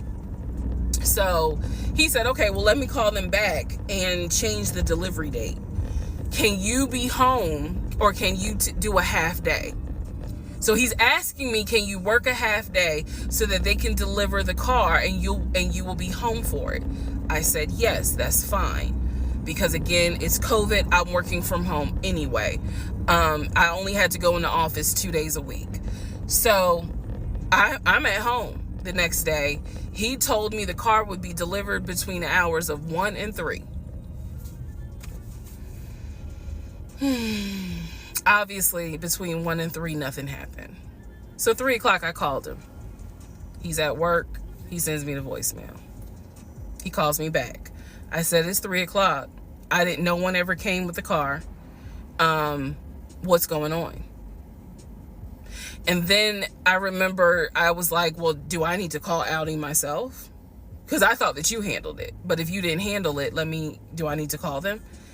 And so whenever I would suggest I will handle it, he would get very, very defensive. Red flag number 472. So he was like, no, I will call Audi. Don't do anything. I'll call Audi and find out what's going on. Okay. So I'm at home chilling, cooking dinner, normal night. He calls me back and says, yeah, the car was stuck on the truck in Spartanburg, because apparently that's where their deliveries come from. So when he told me this, I was in the kitchen laughing, because by this point, I will be honest, and I told y'all I'll be honest even when it makes me look bad. I was guilty of, on one hand, I believed him. And on the other hand, I was like, let me see what lie he come up with. Let me just see.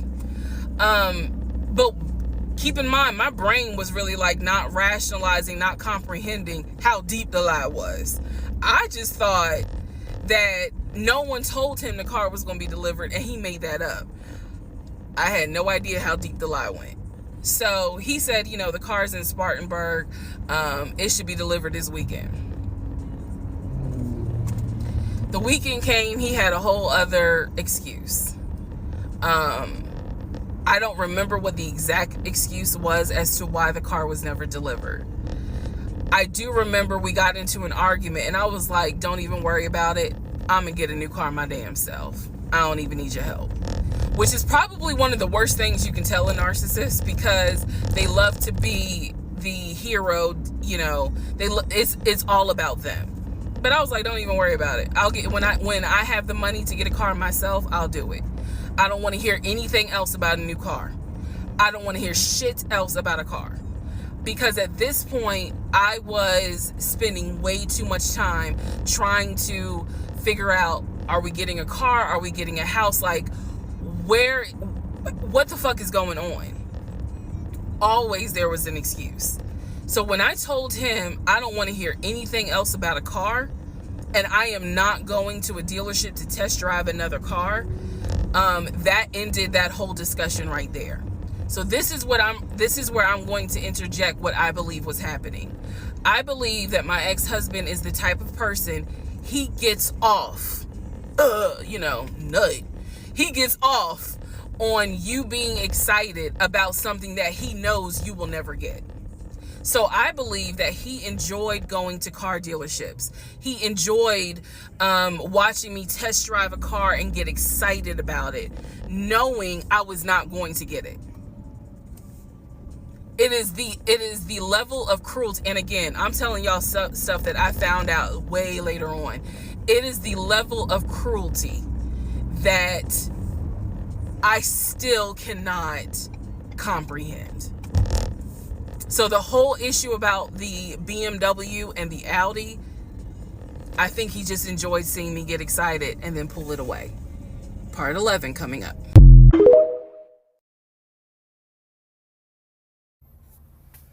All right, part 11. So for this part, I'm just going to give you some backstory on the family. Pause all the stuff about the house. Pause the stuff about the car. This is backstory on his family, my ex-husband's family. All right, follow me. My ex-husband's parents, mom and dad, are both deceased. Mom passed away from cancer. Dad passed away shortly after her. I'm not sure what he passed away from. So he has a number of siblings. He has two, with his parents, he has two brothers. One is older, lives in Philly. One is younger by 2 years, lives in Nashville. He has two sisters. One, Shantae, is older, lives in Douglasville with her husband and two kids, a boy and a girl. Younger sister, Kim, is the baby, lives in Augusta with her husband, worked at, I think he told me, Procter & Gamble. That was the story. He had two half-brothers that were through his dad.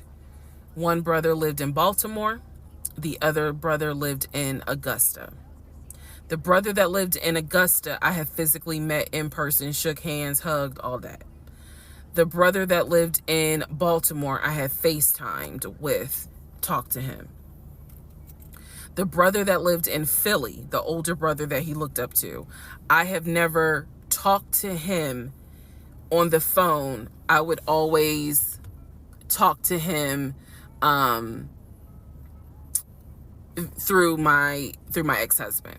So the conversation would be like, hey babe, brother so-and-so said hey. He didn't call him brother so-and-so. We'll call him John. John said hey. Hey John. I would be in the bathroom doing my hair, brushing my teeth. Hey John. And he'd be like, did you hear? He said, how you doing? I was like, I'm good. How's he doing? Because that's just me. And so he would relay back and forth, back and forth, back and forth. He talked to John every day from starting around July after the grandmother passed away. He would talk to John every morning. We both would be getting ready for work and he would be on the phone with John. They would be talking for 30, 40 minutes, talking about football, talking about other siblings. They would be talking about cars. It was really like not a big deal. They would talk about the brother in Baltimore. They would talk about the brother in Augusta. And then they would reminisce. This is the conversations I could hear. Let me explain.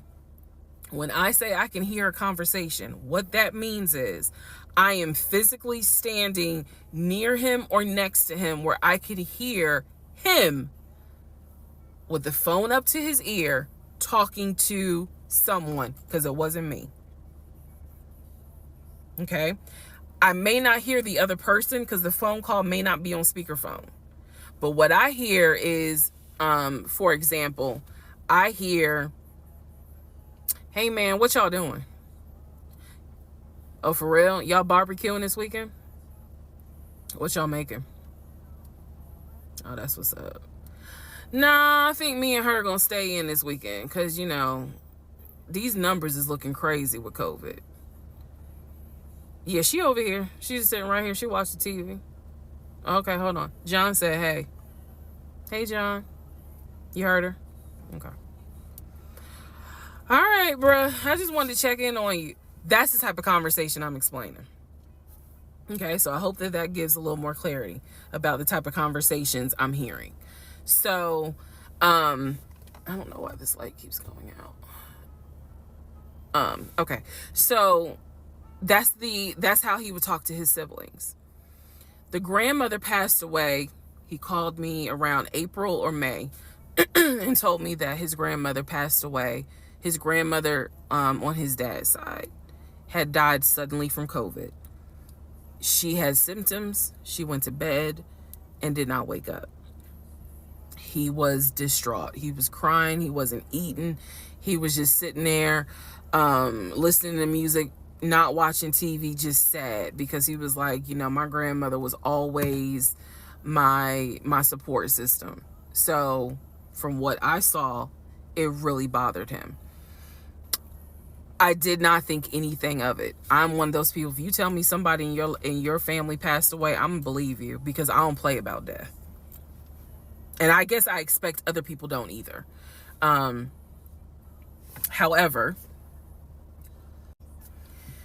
that is not the same for everyone else. But we'll get there. So, family. He had his sister Shantae, who lived in Douglasville. Like I said, she was married with 2 kids. Apparently she was a nurse. So when I had my miscarriage, that was a sister that he was like, my sister will take you to the hospital. Like, that's what family does. Okay. I had never met Shantae. I've been on the phone, I've been around him when he was on the phone with Shantae. Never heard her part of the conversation. But he would be talking to his sister. That's what he said. That's what it sounded like too. Now, what is interesting is that we lived maybe 35, 40 minutes away from Douglasville. So there were plenty of times that he had invited me to go with him to his sister's house.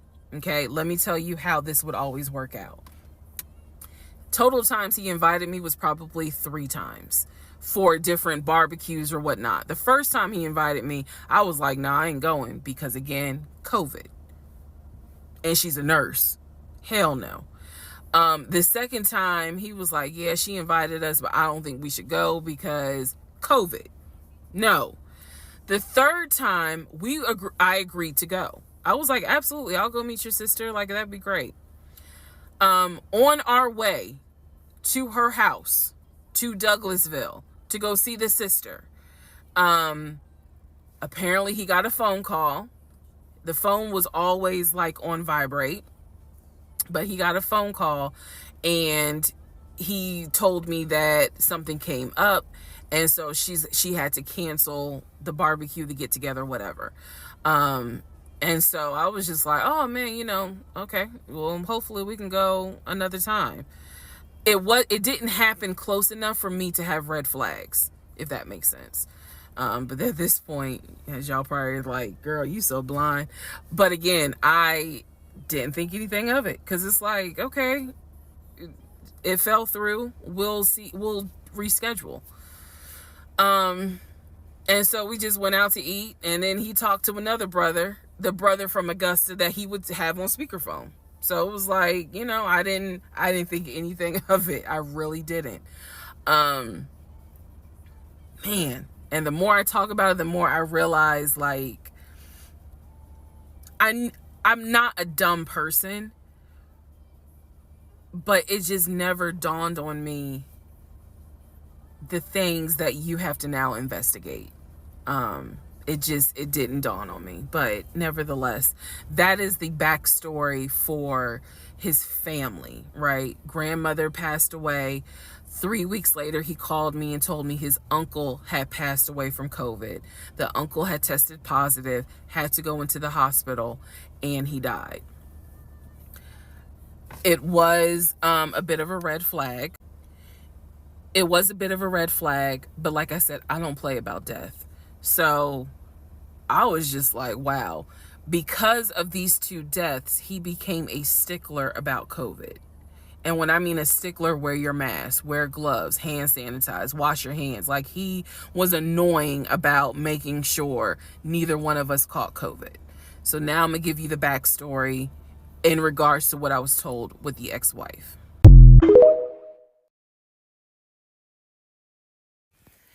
Okay, I know I look rough, but it's okay. It's okay. Anyway, so this is part 12 of Who the Fuck Did I Marry? So this is the backstory on what I was told for the ex-wife. This is important. Pay attention. All right. This is 2020. So this is what I was told in 2020. I was told that he and his ex-wife used to be friends. Then they started dating and subsequently got married. They got married in California. He had bought a house with the money that he made from arena football. They had apparently had gotten married on the downward of the arena football career. Had a nice house. He showed me a picture of the house, showed me pictures inside the house. Remember that? Showed me pictures inside the house. It was a really nice home in San Diego. And basically what happened was that he came home from work early one day and I have the hiccups, sorry. Came home early from work one day and his wife was sleeping with another man. The man was in the house. He and the man get into it. Her son, who is about 17 years old in 2020, she had 2 kids, a daughter and a son. The son apparently was on his way home from school when my ex-husband found his previous wife in bed with another man. So the story goes that he and the guy fought. He kicked the guy out. He kicked his ex-wife out, but told her the kids could stay. The kids are not biologically his. Those are his stepkids. She was like, you must be kidding. Like, I'm not leaving my kids here. The kids are old enough to where they were like, we don't want to go because you fucked up. We don't want to leave. So apparently she leaves. The kids stay with him for a few weeks. And then she gets her own place. The kids move in with their mom. He files for divorce in California. He files for divorce in California, and it was an ugly divorce. She was asking for spousal support, all kinds of stuff. And then it turned into, I'll help you with the kids, not child support, but just I will give you some money for the kids, because apparently he was very close to the kids and he wanted to keep a relationship with the kids. Their biological fathers, apparently there were 2 fathers. Their biological fathers were not in the picture. So the divorce starts out contested and ugly, eventually becomes amicable. Eventually, they become cordial with each other. So my ex-husband moved. This is all before he ever met me. So I'm telling you the story of what I was told in 2020. So eventually, about 2 years later, is when his job approached him about an opportunity to transfer to Georgia. And so he took it. New beginning, fresh start. He has family in Georgia. He took it. He told me this story pretty much the second or third conversation we had. So it was always from the beginning that she had cheated. He caught her, and he had filed for divorce, but he was still close to the kids. They still had a great relationship. I've heard him. I've heard him on the phone with the kids, just encouraging them, helping the 17-year-old like with homework. The kids really apparently wanted to meet me, and I was fine with that. He would send them money, if they needed something, because he loved the kids as if they were his own. I'm telling you the story as I was told it in 2020. So let's see, around April or May of 2020, he informs me that his ex-wife has moved to Georgia. Apparently, she's staying with her sister in Gwinnett County. So she has moved to Georgia. The two kids are now in Georgia. And so when he tells me all this, I'm like, so what's that supposed to mean? Now, I will say this. He never made it seem as if she wants him back. He never presented that. It was always, no, we're cool for the kids. We're cool for the kids. But he's never presented that she was trying to get him back. I feel like it's fair to her for me to say that. And again, stay with me. It all comes out. But that was the backstory in regards to the ex-wife. That they got married in California, they divorced in California, and then she eventually moved to Georgia, to Gwinnett County, after he had transferred to Georgia for his job. He did tell me that, every now and then he'll get a text message from her. He told me that he, told her when I was pregnant. He felt like she needed to hear that from him instead of hearing it from the kids. And we got into a bit of an argument about that, but honey, in the big scheme of things, anyway, so we got into an argument about that. I felt like that's none of her business. But that's the overall backstory of her. So remember, because there will be a quiz, but just remember, he met her in California, married her in California, divorced her in California. She moved to Georgia, to Gwinnett County, after he moved to Georgia. Are we clear? Okay.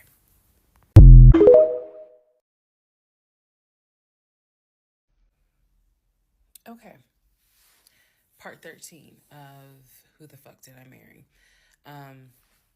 So I've kind of given you guys all the backstory. Let's just kind of recap real quick.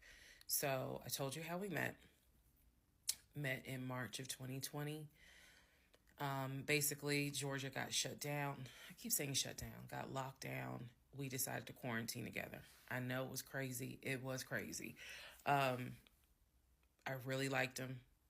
And thought he liked me. So I told you guys how we met.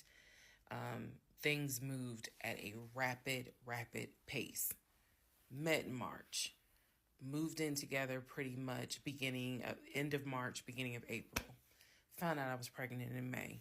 Lost the baby in June. Had to have surgery in July. Started looking for houses.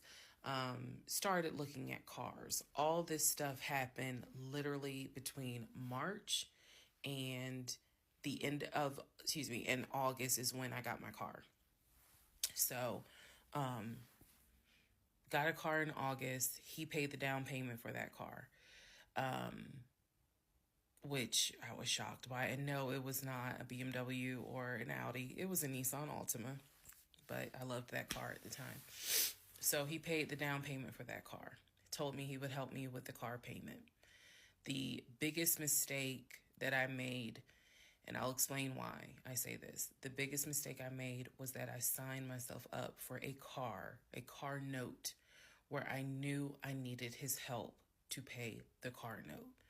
I knew better. My mom has always taught me, do not ever put yourself in a position where you are financially dependent on a man. And all of that went out the window.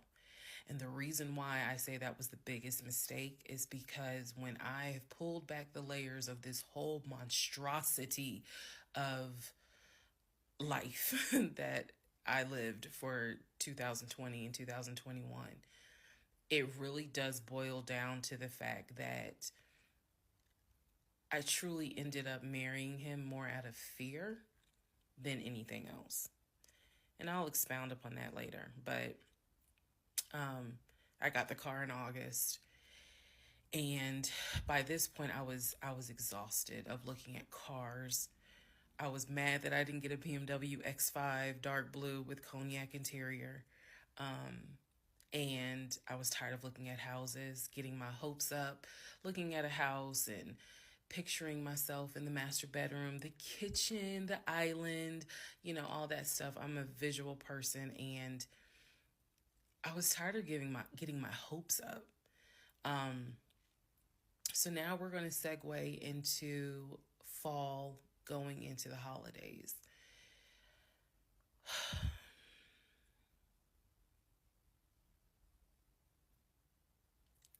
Here's what happened. In October, we looked at another house. This house was in Marietta. Absolutely gorgeous. It was gorgeous. I want to say that the house was about $700,000. I really liked the house. I could see myself living there. I could see myself cooking there. And so subsequently, my ex-husband put in an all-cash offer on that house. I watched him put an all-cash offer in on the house. Our real estate agent, Scott, called us about 24 hours later, and he said, the sellers love your offer. The offer was an all-cash, full asking price offer. $700,000. Let that sink in for a moment. He said the sellers love the offer. They are asking that you show proof of funds so that they can accept the offer. My ex-husband said, I will show proof of funds when they accept the offer. The seller said, great, we'll accept the offer when you show proof of funds. So basically we got into a standoff. And if you're a real estate agent or you work in real estate, I would love to know your thoughts on this. I had asked people in my personal life, like, have you ever heard of this before? And I've had plenty of people who said, I side with the ex-husband. I would not show my bank statements until they accepted the offer. And then I had other people who were like, I wouldn't accept an all-cash offer unless I verify that the person can pay. So I'm just curious what your thoughts are. Okay. So our real estate agent called us and was like, guys, the sellers are giving you 2 days to show proof of funds. I had the letter that he showed me from Chase. I sent that to Scott, but that was for a mortgage. The offer was for all cash. So he needed to show proof of funds that he had the cash to pay $700,000. He didn't show it. He refused to budge on showing them proof of funds until they accepted the offer because he was afraid that they were going to create a bidding war. So what ended up happening was Scott called us and said, I apologize because I didn't do my due diligence as a realtor. He said, before I ever started showing you guys a house, I should have collected your pre approval letter and proof of funds. He said, so at this point, my broker has informed me that I cannot show you guys another house until you show at least us, meaning the real estate firm, until you show us proof of funds. And so I'm just like, well, I'm telling my ex-husband, just show them the fucking proof of funds. Like, what's the problem? And so it was a lot of, I find that this is really unprofessional because it's not our fault that you didn't do your job correctly.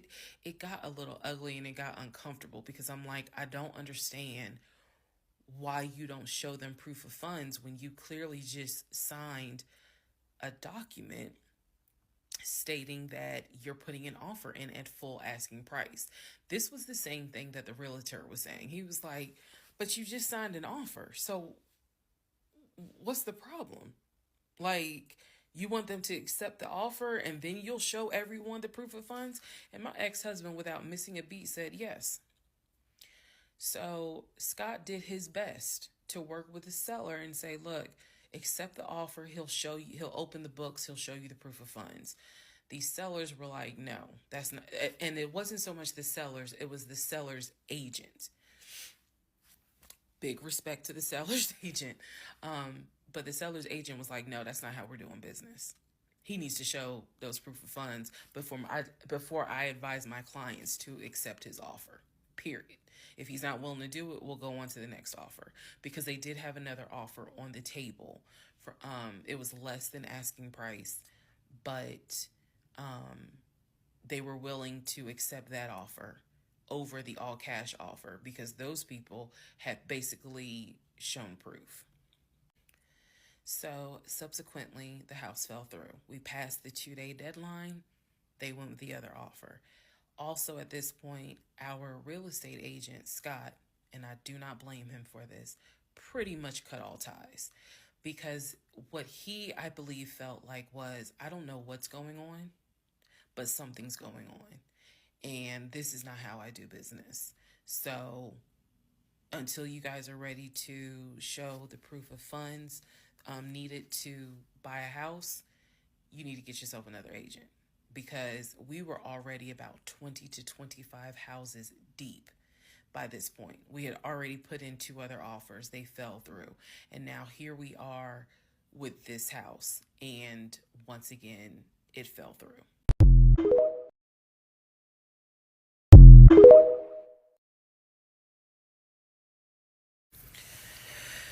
Okay, so good news and bad news. Number one, this is part 14 of Who the Fuck Did I Marry? Bad news, this is going to be the last post for the night. And the reason why, good news, tomorrow's my birthday. So I'm just going to make this video, post it, and then I will pick back up probably Friday, because honestly, I truly want to enjoy my birthday tomorrow. I just want to enjoy my birthday. All right, so y'all don't be upset. Just, if anything, watch parts 1 through 14, then we'll be ready for part 15. So the house fell through in October 2020. And what I told him was, I said, I don't want to look at another house. I don't want to talk about cars. I want to get through the holidays, because it was going to be a holiday season where I could not celebrate my family because of COVID. So I said, I just want to get through the holidays. I want to get through the end of the year. And we'll revisit stuff in January. I was very calm when I said it. No argument, nothing like that. And he said he understood. A lot of what fueled me staying in this situation really was the fact that, number one, I didn't want to be alone. Number two, I didn't want to look stupid by having the relationship end so quickly, for everyone to be like, we told you something was up. And number 3, I was ready to get married. And that, what ready to get married, fueled a lot of stuff. And again, I was still making my audio diaries. So listening back to it, I knew something was wrong. I admit that. I knew something was wrong. But what I thought it was, truthfully, was like, why does it seem like there's always something? Like, why can't we just go ahead and get the house? Why is it always something? Why can't I just get the BMW?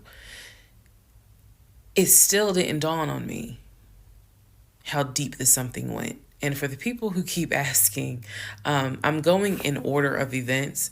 So yes, there will be a video where I explain how everything came out and what came out, what was true, what was not true. It's coming. I'm just getting all of this out in order. So I told him I didn't want to look at a house no more. I didn't want to talk about houses. Do not mention the word Zillow. Do not mention the word realtor. Nothing. Let me just get through the holidays. And for myself, the question was, what do you want to do? You want to stay with him? Or do you want to cut your losses? And the part that kept me constantly second guessing myself was, what if he's not lying? What if he's not lying? Literally the conversation I had with myself was, there's no way he is lying about having money. You saw the paper from Chase. They don't just approve $750,000 for a mortgage for anybody. I've seen his checking account. You see how much money's in his available checking. Like I don't think he's lying. I don't think he's lying about that. But what is it? Is it that he doesn't trust me? Like, I second guess myself so much. Is it that he doesn't trust me? Is it that maybe he doesn't really want to get married? Like, what is it? Because I know what I saw. I know what I heard. I know that he's having conversations about move the money from this account to that account. I know he's paying my car note and all these bills. Like, clearly this man is making money. I know that I saw the letter from HR that states his new salary is 200 and something thousand. And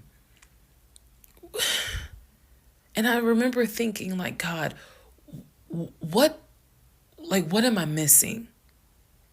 I'm missing something, but what is it? Because I know what I've seen. I know what I have touched. I have physically touched these papers. Like, I know how to read. So what is it that I am missing? He's close to his family. He talks to them all the time. He's just a regular guy that just likes to watch NFL football. He leaves me alone when I want to watch Georgia football. He's paying the bills, groceries. I haven't had to worry financially since I've met him. And as a woman who had lived on her own, paying her own bills, my God, that is the most intoxicating feeling when you meet a guy who just takes your stress and your worry away financially.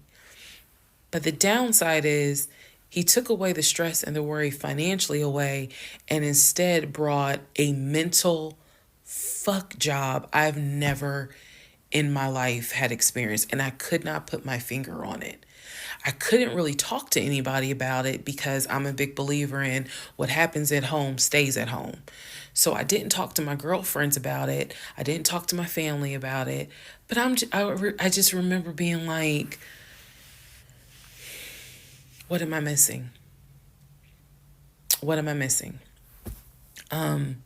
So we did not talk about houses. We did not look at cars. We didn't do any of that for November, December.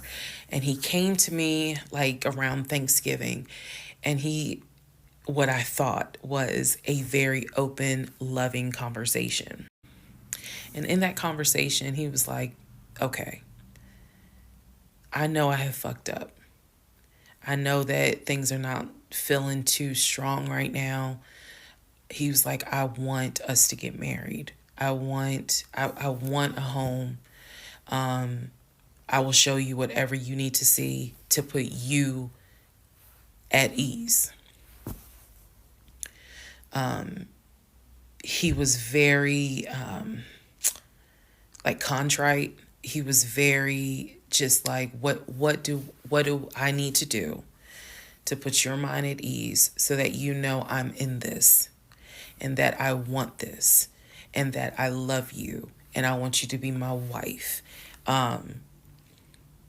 So I was like, show me your accounts. He showed me his checking. He showed me one of his savings. He showed me a Chase savings. He did not show me the offshore. And he did not show me the US Bank. So he showed me those two accounts, checking and Chase savings. So I knew that there was money. What I saw in those accounts, there was money. I told him, I was like, if we're going to buy a house, I want it to be through the mortgage on Chase. I don't want to deal with this proof of funds shit no more. I said, I do not want to look at another house until the beginning of the new year. He said, okay. That is when we then had a conversation. So I guess I lied because we are going to have a part 15 or 16 tonight. But that is when we then had the discussion about marriage. And that is where religion came into play. Yeah, I'll give y'all the other part tonight. Stand by.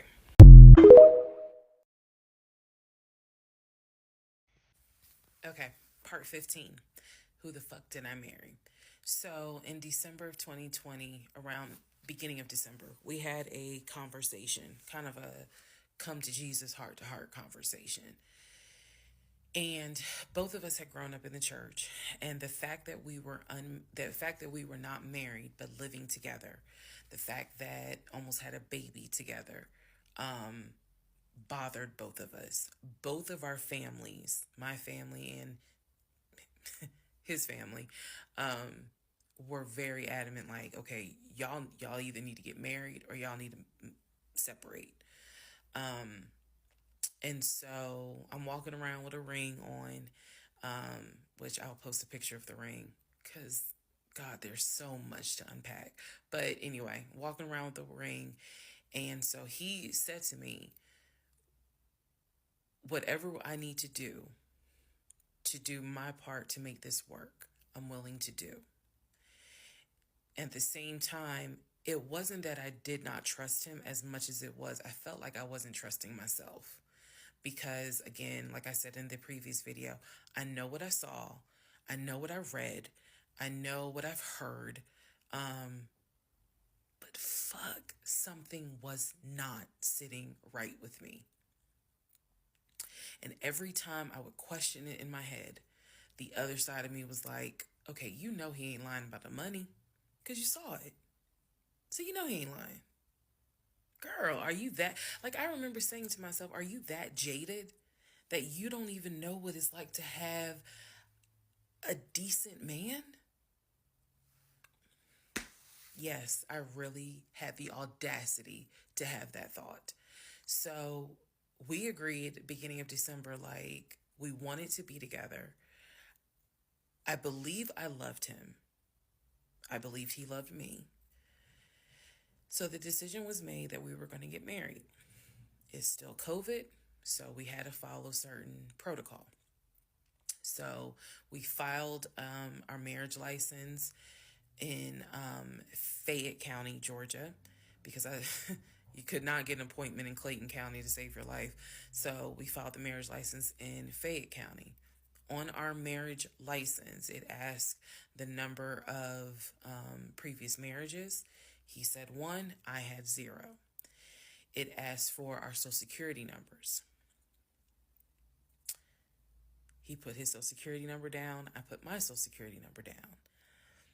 I mentally wrote down his social security number, and I did a background check. I did a background check after I had filed a marriage license. Yes, I know, but I did. The background check, nothing came back. It was like no results found. I did a criminal background check, nothing came back. So I thought one of two things. Either I had the wrong social, meaning I wrote down the wrong social, or my paranoia was unfounded. There's nothing wrong with him, because he has been always throughout the relationship a big stickler about law enforcement, following the law, because his dad was a retired police officer. So this is someone who has been, this is a guy who would check to make sure my tail lights were working, make sure my signals were working, make sure my oil was good, make sure I had enough gas in the car. So when the criminal history came back with no results, I was like, well, of course there isn't, because the man probably hasn't had so much as a speeding ticket. So we filed the marriage license, and then we made an appointment to get married, and waiting for the judge to come out of chambers so that she could marry us. And the reason why I'm pausing is because, my God, if I could go back and see that young woman sitting in that lobby.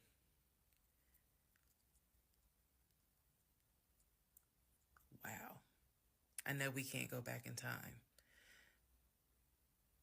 but damn, if I could go back in time, I would.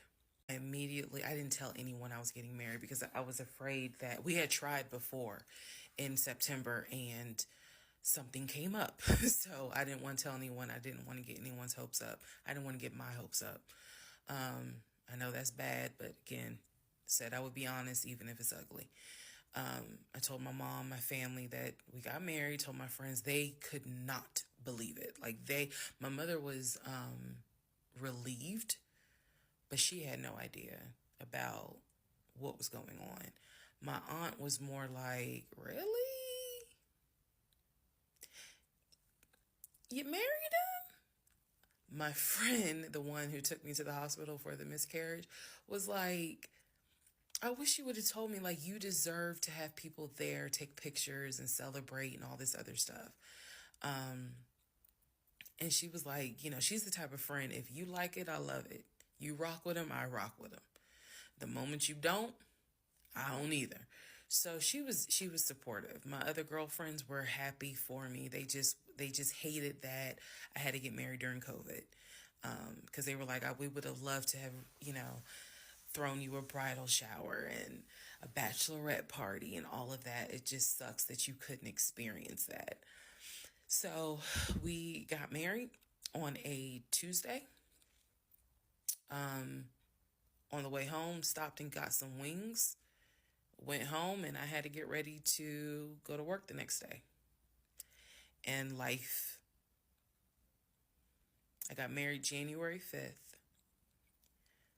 By January 31st, I knew I was in trouble. I still didn't know how deep, but I knew I was in trouble. So, to give you all a very, very, very candid idea, got married January 5th. The normal things that married newlyweds do, when we got married, completely stopped. And that was not by me. You always hear men talk about, man, now that we're married, she don't. In my case, it was the exact opposite. It was the exact opposite. So, anyway, because this is not a forum to be all R-rated or whatnot, but y'all get what I'm saying. So we got married January 5th. January 6th, I went to work. It was a lot of people congratulated me because it kind of word got out that I had gotten married. January 7th, I filed the paperwork to change my last name.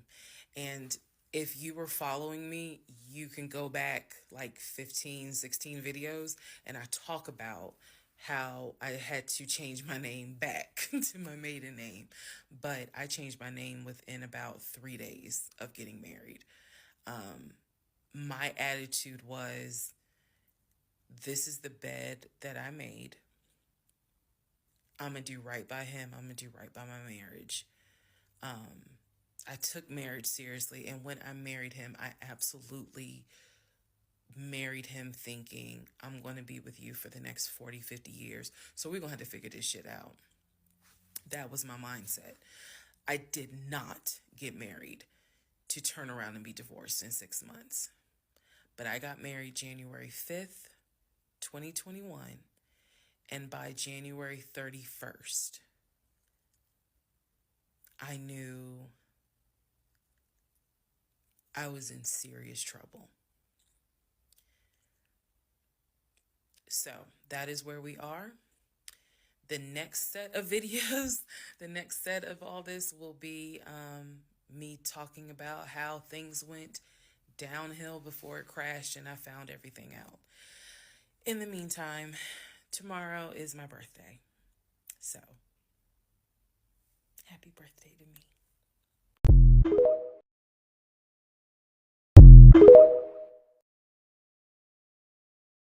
The fuck did I marry? This is the interlude, basically. I'm not recapping on this video. I'm just kind of answering some stuff that has been written to me. Someone was like, why are you airing your business out on social media? It's a valid question. For me personally, I feel like this was traumatic to experience, to live through.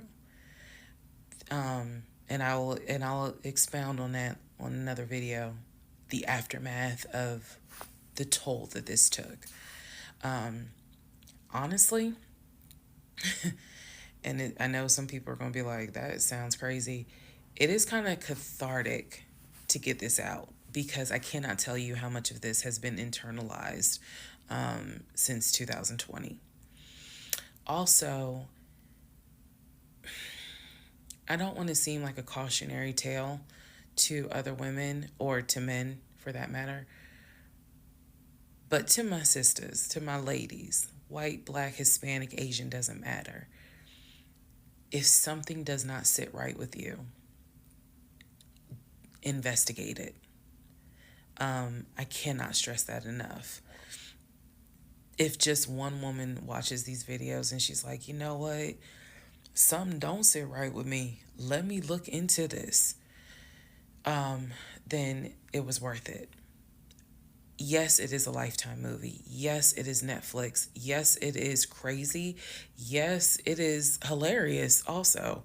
And I understand all of those reactions. As someone who lived it,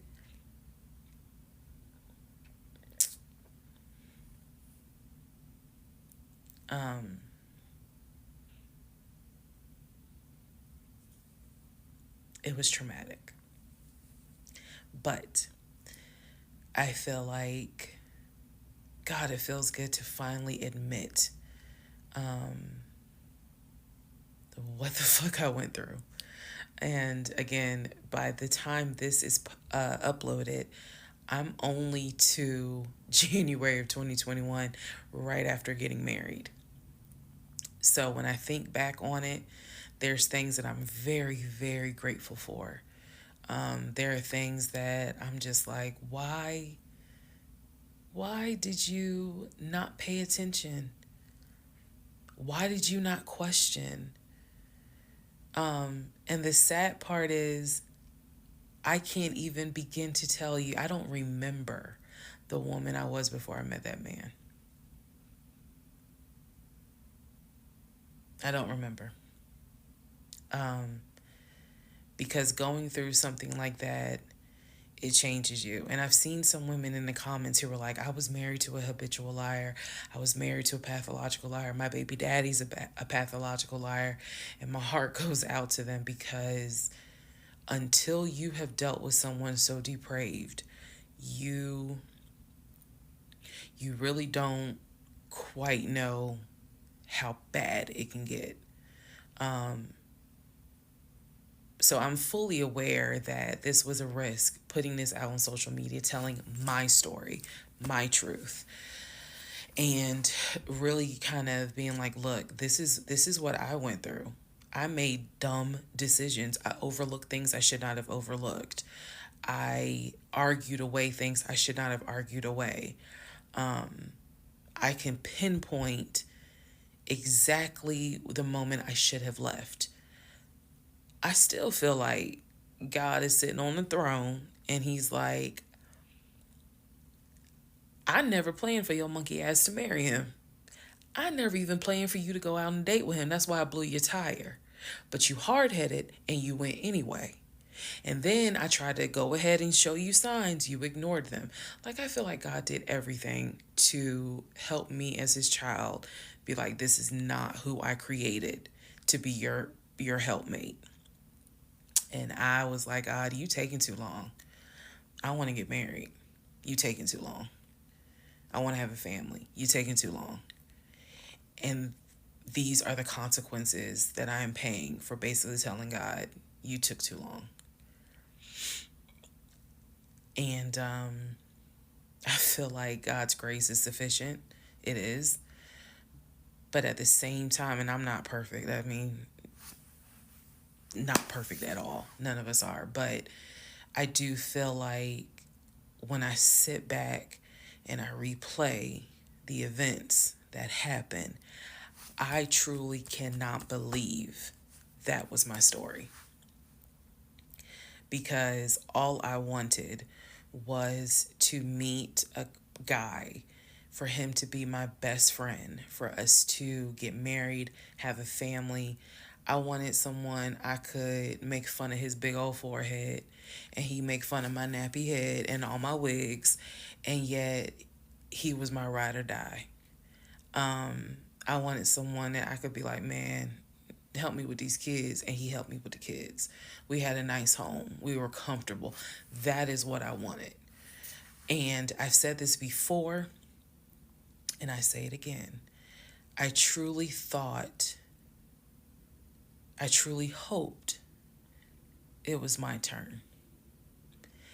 You see the women who are, so happy, and, they're in these loving marriages and life just looks good. I really, really wanted it to be my turn. And so I excused away a lot of stuff that I hope the next woman who sees this does not excuse, because I don't wish this on anybody. I don't wish this on anyone, to feel the way I felt the moment I discovered the whole truth. So I just wanted to say that, because I think it's important to try to answer the why is she posting this? Honestly, I was tired of holding it in.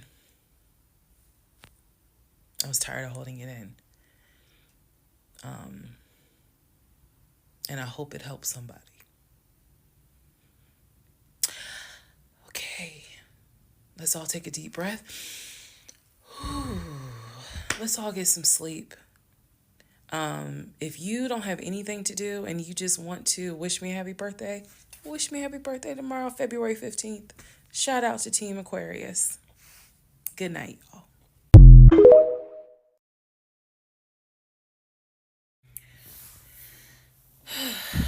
Part 17, who the fuck did I marry?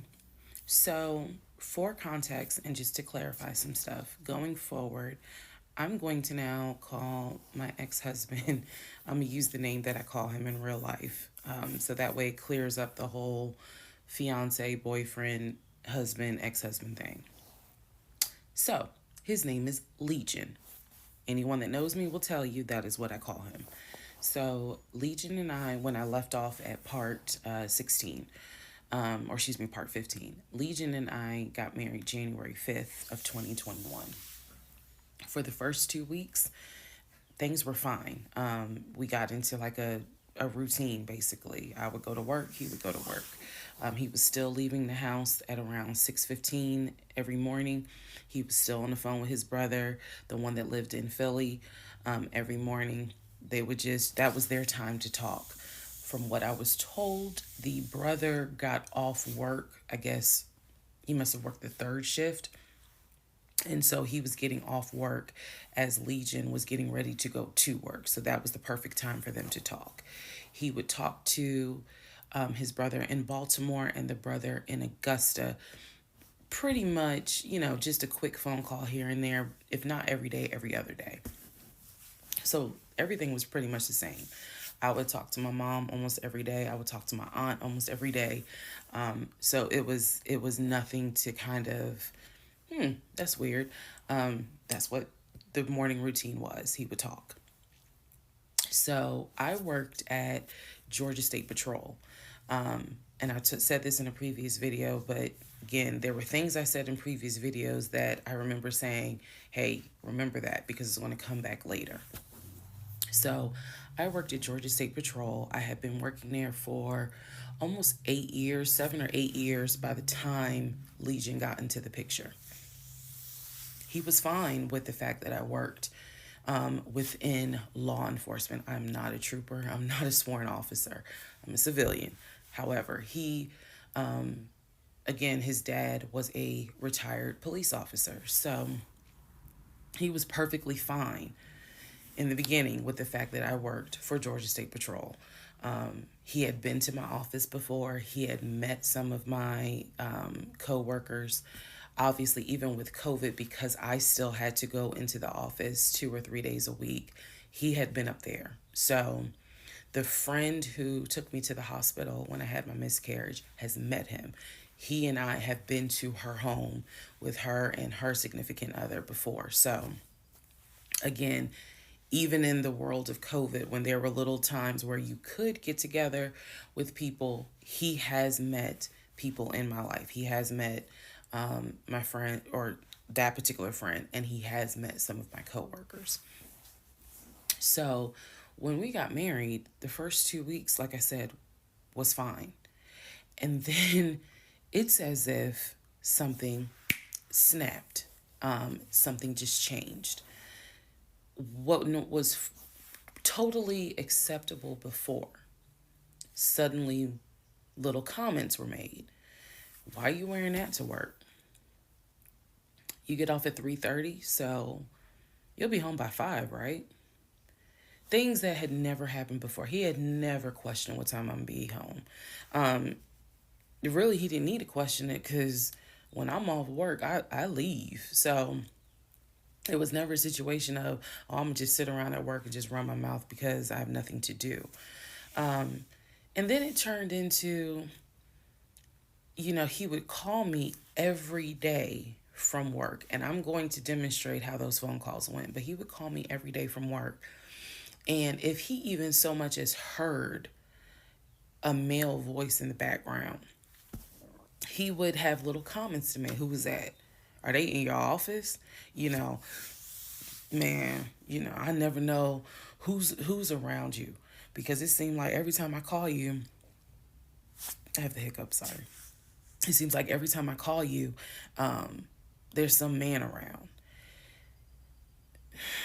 And I'm just like, at first I kind of shrugged it off. I laughed it off because it really, truly was absurd to me. But then it became a bit more frequent. And so I really just didn't feed into it because I'm like, I don't know if this is some insecurity. I don't know if this is jealousy, because nothing has ever been done to make you feel any sort of insecure type of way. I've never entertained another guy, never flirted with another guy. Like, I don't know where this is coming from.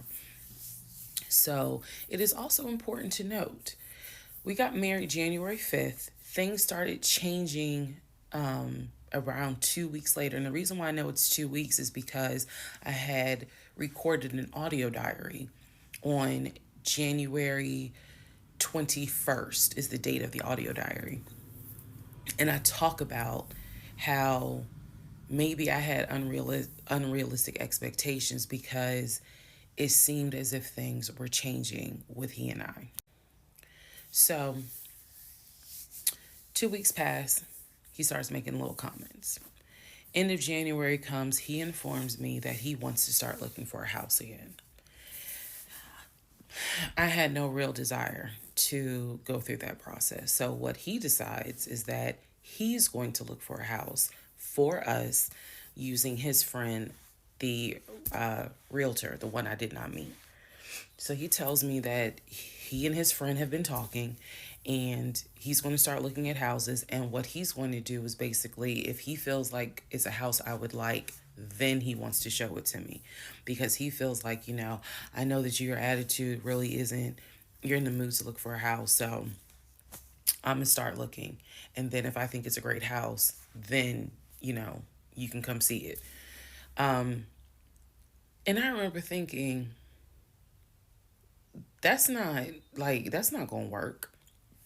You're not going to choose a house without me. And he was like, no, I'm not going to choose the house, but I just think that, me and old boy have been talking. And so he has some houses that he is representing. He wants to show me. So why don't you let me look at it?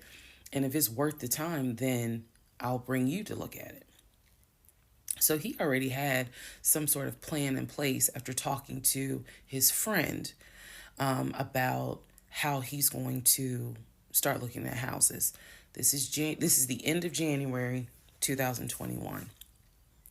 So I kind of threw my hands in the air and was just like, whatever, because I'm not getting emotionally involved in looking at houses. And for me, that's kind of what it was. I felt like I would see a house, I could picture us living there, and then it gets snatched away somehow, some way. I didn't want to go through that. So the reaction that he wanted, which was for me to throw a fit, I did not do. I was just like, okay, all right. Like, I trust you. And remember that I said the reaction he wanted, because that's going to come back later. So he started looking at houses. Funny enough, the houses that he looked at, none of them I actually saw. But he would call me and say, I'm at this house in Sandy Springs with the realtor friend. Apparently his realtor friend's name was Scott, not to be confused with the other Scott, the one that was actually helping us, that dropped us as clients. I want to make that clear. There were two Scotts. One is the realtor who was representing us, who said, hey, I need proof of funds. If you don't have those proof of funds, I cannot show you any more houses. The other Scott is his friend, who he had talked to on the phone at least 50 to 100 times in front of me. That's the Scott that he said is going to show me this house in Sandy Springs. Apparently the house was like $800,000. So he was like, I think that if I like the house, then I'm gonna bring you out here so you can see it. All right. Now let's go into part 18.